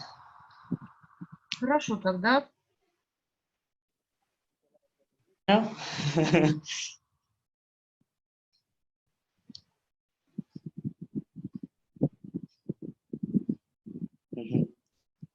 ой, давай все закончим. Закончим, ладно? There's one more question, Rinpoche. Go ahead. When somebody is born during the Saka Dawa, is it auspicious or not? It is auspicious. Why Да, not? это благоприятно. Рождение во время Сака Дава это благоприятно. You know, Sakadawa is auspicious for those who believe Sakadawa, and who does not believe the Saka Dawa and who does not believe in a Buddhism, then it's the same as born in any different months. Рождение во время Сакадава благоприятно для тех, кто верит в Сакадаву. Для тех же, кто не верит ни в Сакадаву, ни в буддизм, это просто рождение в один из 12 месяцев, а больше никакого значения не имеет. In other religion, they also, when somebody born on the 25th December, they feel very happy. 25th December on a Christmas day. Например, те люди feel very lucky that they are born on the 25th December. The same as that, we believe that Sakadawa is a very auspicious month. So those who Buddhist people who this baby they're born in Sakadawa, and of course it's a very lucky, or can say a very auspicious. Например, для католиков, да, христиан-католиков, рождение в 25 декабря очень благоприятным считается знаком. Но это для них, потому что они верят в это. И точно так же и для тех, кто верит в буддизм, рождение в Сакадаву, также они считают, что это очень благоприятно. Это абсолютно то же самое. Все зависит от веры.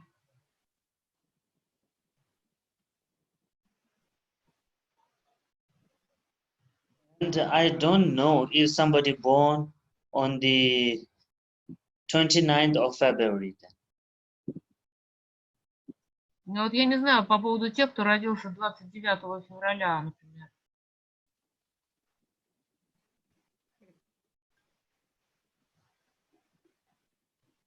The 29th February comes, I think, 3 or 4 years, once in a 3-4 years. So I don't know. 29 февраля бывает только раз в 4 года.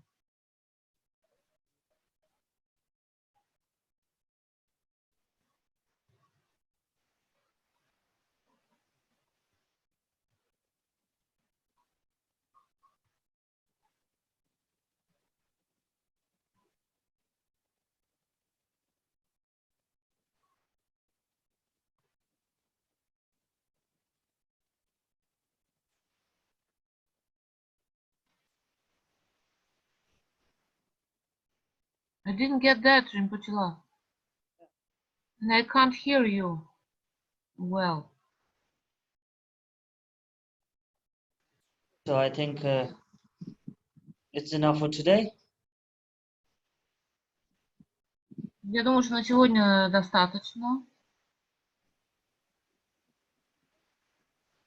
Let the questions come, then we'll decide about on the questions on the 8th of morning, okay? We'll practice the vows and then we'll talk about the questions that what you have. И если у вас будут еще вопросы, то мы продолжим вопросы и ответы утром 8 числа после принятия обеда. Вы можете их задать тогда вопросы.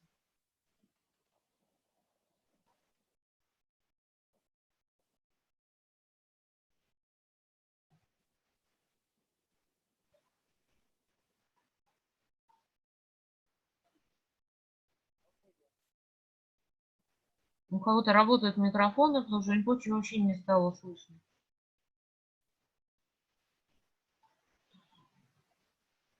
It's evening time, but for you guys, I can say have a good day, okay? Здесь уже вечер, но вам я бы хочу пожелать хорошего дня. Bye. Yeah. Take care, bye-bye. До свидания.